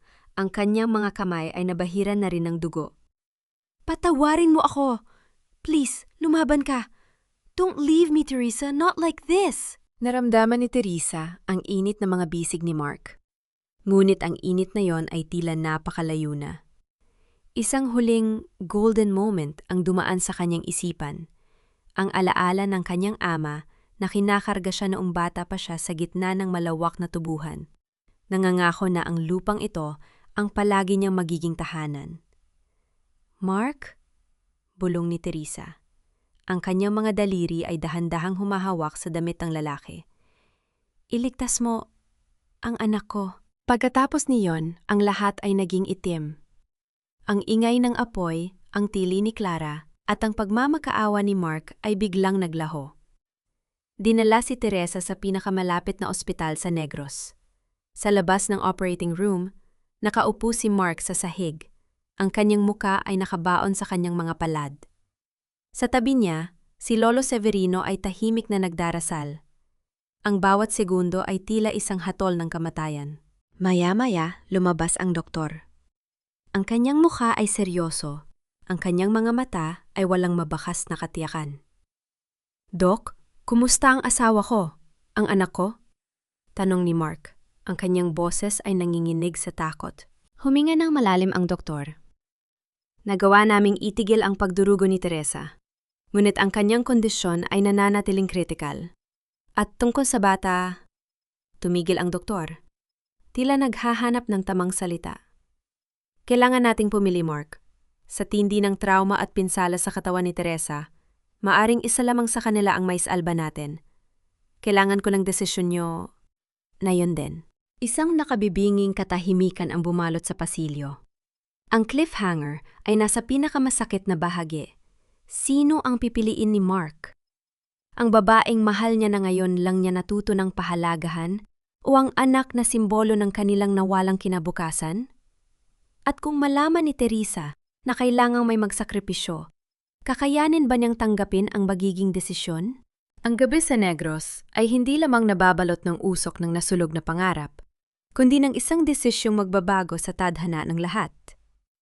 Ang bawat hininga ko ay handa kong ibigay. Huwag mo lang akong papiliin sa pagitan ng dalawang buhay na bumubuo sa aking mundo. Dok, kung meron mang kailangang kunin ang langit, ako na lang. Huwag silang dalawa. Ang boses ni Mark ay basag. Tila isang lupang tigang na nagmamakaawa para sa kahit isang patak ng ulan. Nakaluhod siya sa malamig na sahig ng pasilyo ng ospital. Ang kanyang mga kamay na dati ay puno ng kayabangan, ay ngayon ay nakakuyom sa tindi ng pagsisisi. Ang mga puting dingding ng ospital ay tila sumisikip, tila isang bilangguang humihigop sa lahat ng lakas na natitira sa kanya. Ang bawat segundo ng pag-ikot ng kamay ng orasan sa dingding ay tila isang matalim na kutsil, yun na dahan-dahang humihiwas sa kanyang pag-asa. Humarap si Dr. Elena kay Mark. Ang kanyang mga mata ay puno ng lungkot, ngunit kailangan niyang panatilihin ang propesyonalismo. Mark, kailangan mo kaming intindihin. Ang katawan ni Teresa ay dumaan sa matinding trauma. Ang pagdurugo ay hindi pa rin ganap na humihinto. Kung itutuloy namin ang pagligtas sa bata, maaaring bumigay ang puso ni Teresa. At kung siya naman ang uunahin namin, Gawin niyo ang lahat! hiyaw ni Mark, habang ang mga luha niya ay malayang dumadaloy at bumabasa sa kanyang polo na may mansa pa rin ng dugo ni Teresa. I can't lose her, Doc. Pero hindi ko rin mapapatawad ang sarili ko kung mawawala ang anak namin. Isalba niyo silang dalawa, please. I am begging you. Sa gitna ng tensyon, lumapit si Lolo Severino. Ang matanda ay tila tumanda pa ng 10 taon sa loob lamang ng isang gabi. Hinawakan niya ang balikat ni Mark, hindi bilang isang kaaway, kundi bilang isang saksi sa matinding pagdurusa. Mark, ang tanging magagawa natin ngayon ay ang maniwala sa katatagan ni Teresa. Kilala ko ang batang yon. Hindi siya susuko ng hindi lumalaban para sa kanyang anak. Habang nagaganap ang operasyon, ang balita mula sa hacienda ay dumating. Ang apoy ay naapula na sa tulong ng mga tapat na manggagawa, ngunit ang ancestral house ay bahagyang natupok. Si Clara, na nagtangkang sunugin ang lahat, ay dinala sa ospital dahil sa mga pasong natamo niya. Ang bawat sigaw niya ng sakit ay tila isang kabayaran sa bawat luhang idinigas niya sa buhay ni Teresa. Samantala, si Doña Victoria ay nahuli ng mga otoridad sa airport. Sinubukan niyang tumakas bitbit ang huling mga alahas na ninakaw niya, ngunit ang bawat hiyas na yon ang naging ebidensya para siya ay tuluyang maikulong. Ang reyna ng Maynila ay ngayon ay nakaposas. Ang kanyang marangyang terno ay nadungisan ng alikabok ng kanyang sariling kasakiman. Bumalik ang eksena sa loob ng operating room. Sa pagitan ng liwanag at dilim, tila nararamdaman ni Teresa ang malamig na simoy ng hangin ng Negros. Sa kanyang panaginip, nakita niya ang kanyang ama, si Don Teodoro, na nakatayo sa gitna ng ginintuang tubuhan. Papa? Bulong niya sa kanyang diwa. Teresa, anak, hindi pa ito ang oras mo. Sabi ng ama nang may malambing na tinig. Ang iyong anak ay kailangan ng isang matatag na ina. Ang Negros ay kailangan ng kanyang tunay na reyna. Bumalik ka, anak. Lumaban ka. Naramdaman ni Teresa ang isang matinding sipa mula sa loob. Isang pintig ng buhay na tila humihilas sa kanya pabalik sa realidad. Ang monitor sa loob ng kwarto ay biglang nagbago ang tulog. Ang mahinang linya ay dahan-dahang naging isang malakas at regular na tibok. Doctor, the heart rate is stabilizing, sigaw ng isang nurse. Lumipas ang 3 oras na tila walang katapusan. Nang bumukas ang pinto ng operating room, dahan-dahang lumabas ang doktor. Tinatanggal ang kanyang maskara. Ang kanyang mga mata ay may bakas ng pagod, ngunit may kasamang kakaibang ningning. Mabilis na tumayo si Mark. Ang kanyang puso ay tila tumitigil sa pagtibok habang hinihintay ang hatol. Doc, please tell me, are they... Isang maliit na ngiti ang sumilay sa labi ng doktor. It's a miracle, Mark. Nalagpasan ni Teresa ang krisis. She is still weak but she is out of danger. At ang bata ay isang fighter. Both of them survived. Napaluhod muli si Mark. Ngunit sa pagkakataong ito, ang kanyang mga luha ay luhang pasasalamat. Naramdaman niya ang isang matinding ginhawa na tila isang malaking bato ang naalis sa kanyang dibdib. Salamat, Diyos ko! Salamat! Makalipas ang ilang oras, dahan-dahang iminulat ni Teresa ang kanyang mga mata sa recovery room. Ang unang nakita niya ay ang malungkot ngunit masayang mukha ni Lolo Severino. At sa isang sulok, nakita niya si Mark na nakatingin sa kanya ng may matinding paggalang at takot na baka mawala siyang muli. Ang anak ko, mahinang bulong ni Teresa. Ligtas siya, senyorita. Ligtas ang ating munting prinsipe. Sagot ni Lolo Severino habang hinahaplos ang kamay ni Teresa. Tumingin si Teresa kay Mark. Walang galit sa kanyang mga mata, kundi isang malalim na pagkapagod. Mark, umalis ka na. Ligtas na kami. Tapos na ang obligasyon mo. Teresa, please. Let me stay. Kahit sa labas lang ng pinto. Hayaan mong pagsilbihan ko kayo kahit bilang isang estranggero. Pagmamakaawa ni Mark. Ngunit bago pa makasagot si Teresa, isang nurse ang pumasok na may dalang isang urgent na sulat. Senyorita Teresa, may mensahe po mula sa abogado sa Maynila. May natuklasan po silang isang luma at lihim na kasunduan na ginawa ni Don Teodoro bago siya namatay. Isang kasunduan na hindi lamang tungkol sa pera, kundi tungkol sa tunay na pagkakakilanlan ni Mark. Nanlaki ang mga mata ni Teresa habang binabasa ang nilalaman ng sulat. Ang bawat salita ay tila isang bagong pasabog na yumanig sa lahat ng kanyang nalalaman. Tumingin siya kay Mark nang may halong gulat at pagdududa. "Mark?" sabi ni Teresa. Ang kanyang boses ay nanginginig. "Hindi ka pala tunay na Alcantara. Ikaw ay anak din ng isa sa mga maggagawa ni Papa na kinuha ni Victoria para lamang magkaroon ng tagapagmana." Ang high stakes ay muling yanig ang pundasyon ng kwento. Ang lalaking naging dahilan ng kanyang paghihirap ay biktima rin pala ng isang malaking panlilinlang. Ano ang gagawin ni Mark kapag nalaman niyang ang buong buhay niya ay isang kasinungalingan? At magagawa ba ni Teresa na patawarin ang lalaking itinuring niyang kaaway, na yung alam niyang pareho silang naging biktima ng kasakiman ni Victoria? Ang katotohanan ay hindi laging isang parusya. Madalas, ito ay isang mapait na lunas na humuhugas sa bawat bakas ng kasinungalingan sa ating pagkatao. Sa bawat salitang nakasulat sa lumang papel na iyon, tila gumuho ang huling pader na naghihiwalay sa aking poot at sa aking pagkatao. Sa loob ng tahimik na silid ng ospital sa Negros, ang bango ng mga sariwang bulaklak ng asukal ay humahalubilo sa amoy ng gamot. Nakaupo si Teresa sa kanyang higaan. Ang kanyang balat ay may bahagya ng kulay at ang kanyang mga mata ay nakatitig sa lalaking nakaluhod sa gilid ng kanyang kama. Si Mark. Ngunit hindi na ito ang Mark Alcantara na kilala ng lahat, ang hambog na tagapagmana ng isang imperyo. Ang lalaking nasa harap niya ngayon ay isang taong nawala ng pangalan, nawala ng danggal, at nawala ng lahat ng akala niya ay kanya. Teresa. Ang boses ni Mark ay halos isang bulong na lamang, punong-puno ng panginginig. Kaya pala pakiramdam ni Victoria ay hindi ako kailanman naging sapat.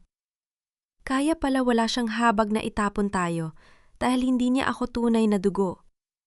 Isang kasangkapan lang ako para makuha niya ang kayamanan ni Don Teodoro. Tiningnan siya ni Teresa nang may malalim na katahimikan. Sa kanyang isipan, naglalaro ang bawat sampal, bawat panlalait at bawat gabing ginawa siyang alipin sa sarili niyang tahanan.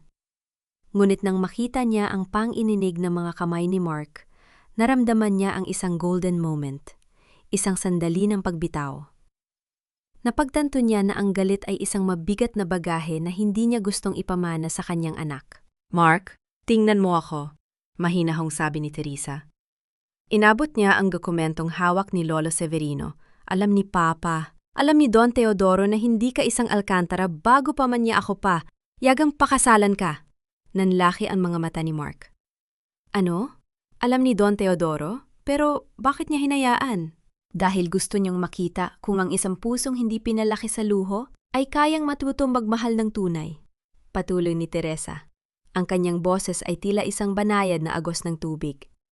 Binigyan kanya ng pagkakataon na maging bahagi ng pamilyang ito, hindi dahil sa dugo, kundi dahil sa pag-ibig. Pero mas pinili mong maging anino ni Victoria. Humagulgol si Mark. Ang kanyang mga balikat ay tila pasan ang buong mundo. Patawad, Teresa. Patawad sa lahat. Ngayon, wala na akong mukhang maihaharap sa'yo. Wala na akong karapatang manatili sa tabi mo. Ang 72 oras ay tapos na, Mark. Sabi ni Teresa, habang dahan-dahang hinahaplos ang kanyang tiyan. Nakuha ko na ang katarungan. Si Victoria ay nahaharap sa habang buhay na pagkabilanggo. Si Clara ay iniwan ng lahat sa kanyang pagdurusa. Ngunit ang katarungan ay hindi sapat para maging masaya ang ating anak. Kailangan niya ng kapayapaan. Tumayo si Mark, handa nang lumisan sa huling pagkakataon. Ngunit bago siya makalabas, Nagsalita muli si Teresa. Huwag kang umalis na parang isang talunan. Kung gusto mong bumawi, gawin mo ito sa parang itinuro sa akin ng aking ama. Bumalik ka sa mga Dondian. Magtrabaho ka kasama ang mga manggagawang dati mong minaliit. Doon mo hanapin ang tunay mong pagkatao. At kung balang araw ay maging karapat-dapat ka na muling tawaging ama, ang pinto ng hasyenda ay mananatiling bukas para sa isang taong marunong rumespeto sa lupa. Isang ningning ng pag-asa ang sumilay sa mga mata ni Mark sa gitna ng kanyang mga luha. Tumanggo siya ng may matinding determinasyon. Gagawin ko, Teresa. Gagawin ko ang lahat para maging karapat-dapat sa inyo. Kahit abutin pa ito ng habambuhay. Makalipas ang ilang linggo, ang araw sa Negros ay sumisikat ng may kakaibang ganda. Makatayo si Teresa sa balkona ng kanyang ancestral house na muling sumisigla. Ang mga itim na abo ng nakaraan ay napalitan na ng luntiang dahon ng mga tubuhan na sumasayaw sa ihip ng hangin. Hawak niya sa kanyang mga bisig ang kanyang munting anak, ang tunay na prinsipe ng Negros. Sa di kalayuan, nakita niya si Mark na kasamang nagtatanim ng mga manggagawa. Pawis na pawis ito. Pagod. Ngunit may niting tunay sa kanyang mga labi habang nakikipagpalitan ng kwento sa mga tao. Lumapit si Lolo Severino at inilagay ang isang balabal sa balikat ni Teresa. Senyorita, ang Negros ay muli nang nagneningning. Ang bawat puso rito ay nakahanap na ng kanilang tahanan. Bumiti si Teresa at hinalikan ang noo ng kanyang anak. Ang emerald necklace sa kanyang leeg ay kumikinang sa ilalim ng sikat ng araw, hindi na bilang simbolo ng yaman, kundi bilang simbolo ng isang pusong natutong magpatawad nang hindi kinakalimutan ang kanyang halaga. Ang laban ay tapos na. Ang reyna ay hindi lamang nagtagumpay sa pagbawi ng kanyang kaharian, kundi sa pagbawi ng kanyang sarili. Ang bawat sugat ay naging pilat na nagpapaalala sa kanya na pagkatapos ng pinakamalakas na bagyo, ang lupa ay mas lalong nagiging mataba para sa isang bagong simula. Ang cliffhanger ng buhay ay nagwakas na. Ngunit ang kwento ng pag-ibig at pag-asa ay kasisimula pa lamang sa ilalim ng asul na langit ng Negros. Ang bawat dapit hapon sa Negros ay tila isang painting ng Diyos, kung saan ang kulay ng langit ay humahalik sa ginto ng mga tubuhan. Dito, ang hangin ay hindi na amoy abo at galit, kundi amoy pag-asa at bagong simula. Isang taon ang mabilis na lumipas mula ng yanigin ng apoy at katotohanan ng hasyenda. Nakatayo si Teresa sa malawak na beranda ng kanyang ancestral house. Ang kanyang mga mata ay nakapako sa malayo kung saan ang mga manggagawa ay masayang nag-aani. Ang kanyang suot na puting bestida ay dahan-dahang hinahampas ng hanging amoy asukal. Sa kanyang mga bisig, mahimbing na natutulog ang kanyang anak si Teodoro, na isinunod ang pangalan sa kanyang ama. Ang bata ay may mga matang tila bituin at mga labing laging tila nakangiti. Isang buhay na nagsisilbing pinakamahalagang hiyas sa buhay ni Teresa. Ang bawat alaala ng pait sa Maynila ay tila mga anino na lamang na unti-unting nilalamon ng liwanag. Si Doña Victoria ay nananatili sa loob ng malamig na rehas, kung saan ang tanging kausap niya ay ang kanyang sariling mga anino at ang mga iyas na wala na sa kanyang leeg. Si Clara naman, matapos mawala ang lahat ng kanyang karangyaan, ay napilitang bumalik sa probinsya para magsimula ng isang tahimik at payak na buhay, malayo sa mga kamera at maluhong party na dati niyang kinagigiliwan. Dahan-dahang lumapit si Lolo Severino, bitbit ang isang baso ng sariwang juice. Ang matanda ay tila mas lalong sumigla. Ang kanyang mga mata ay puno ng kagalakan habang pinagmamasdan ang munting Teodoro. Senyorita, dumating na ang ulat mula sa Dondian. Ang ani natin ngayong taon ang pinakamalaki sa kasaysayan ng Negros. Ang mga tao ay naghahanda na para sa pista bilang pasasalamat. Numiti si Teresa, isang ngiting hindi napilit, kundi isang ngiting nagmumula sa kailaliman ng kanyang kaluluwa. Salamat, Lolo. Ang lahat ng ito ay dahil sa kanilang pagsisikap. Nararapat lamang na magdiwang ang lahat. Tumingin si Teresa sa ibaba, sa gitna ng mga tubuhan, kung saan nakita niya ang isang lalaking may bitbit na mga bundle ng tubo. Ang kanyang katawan ay nangingitim sa ilalim ng araw. Ang kanyang mga kamay ay magaspang nasa trabaho. Ngunit ang kanyang tindig ay puno ng bagong dignidad. Si Mark. Hindi na siya ang lalaking nangangailangan ng suit at korbata para magmuhang kagalang-galang.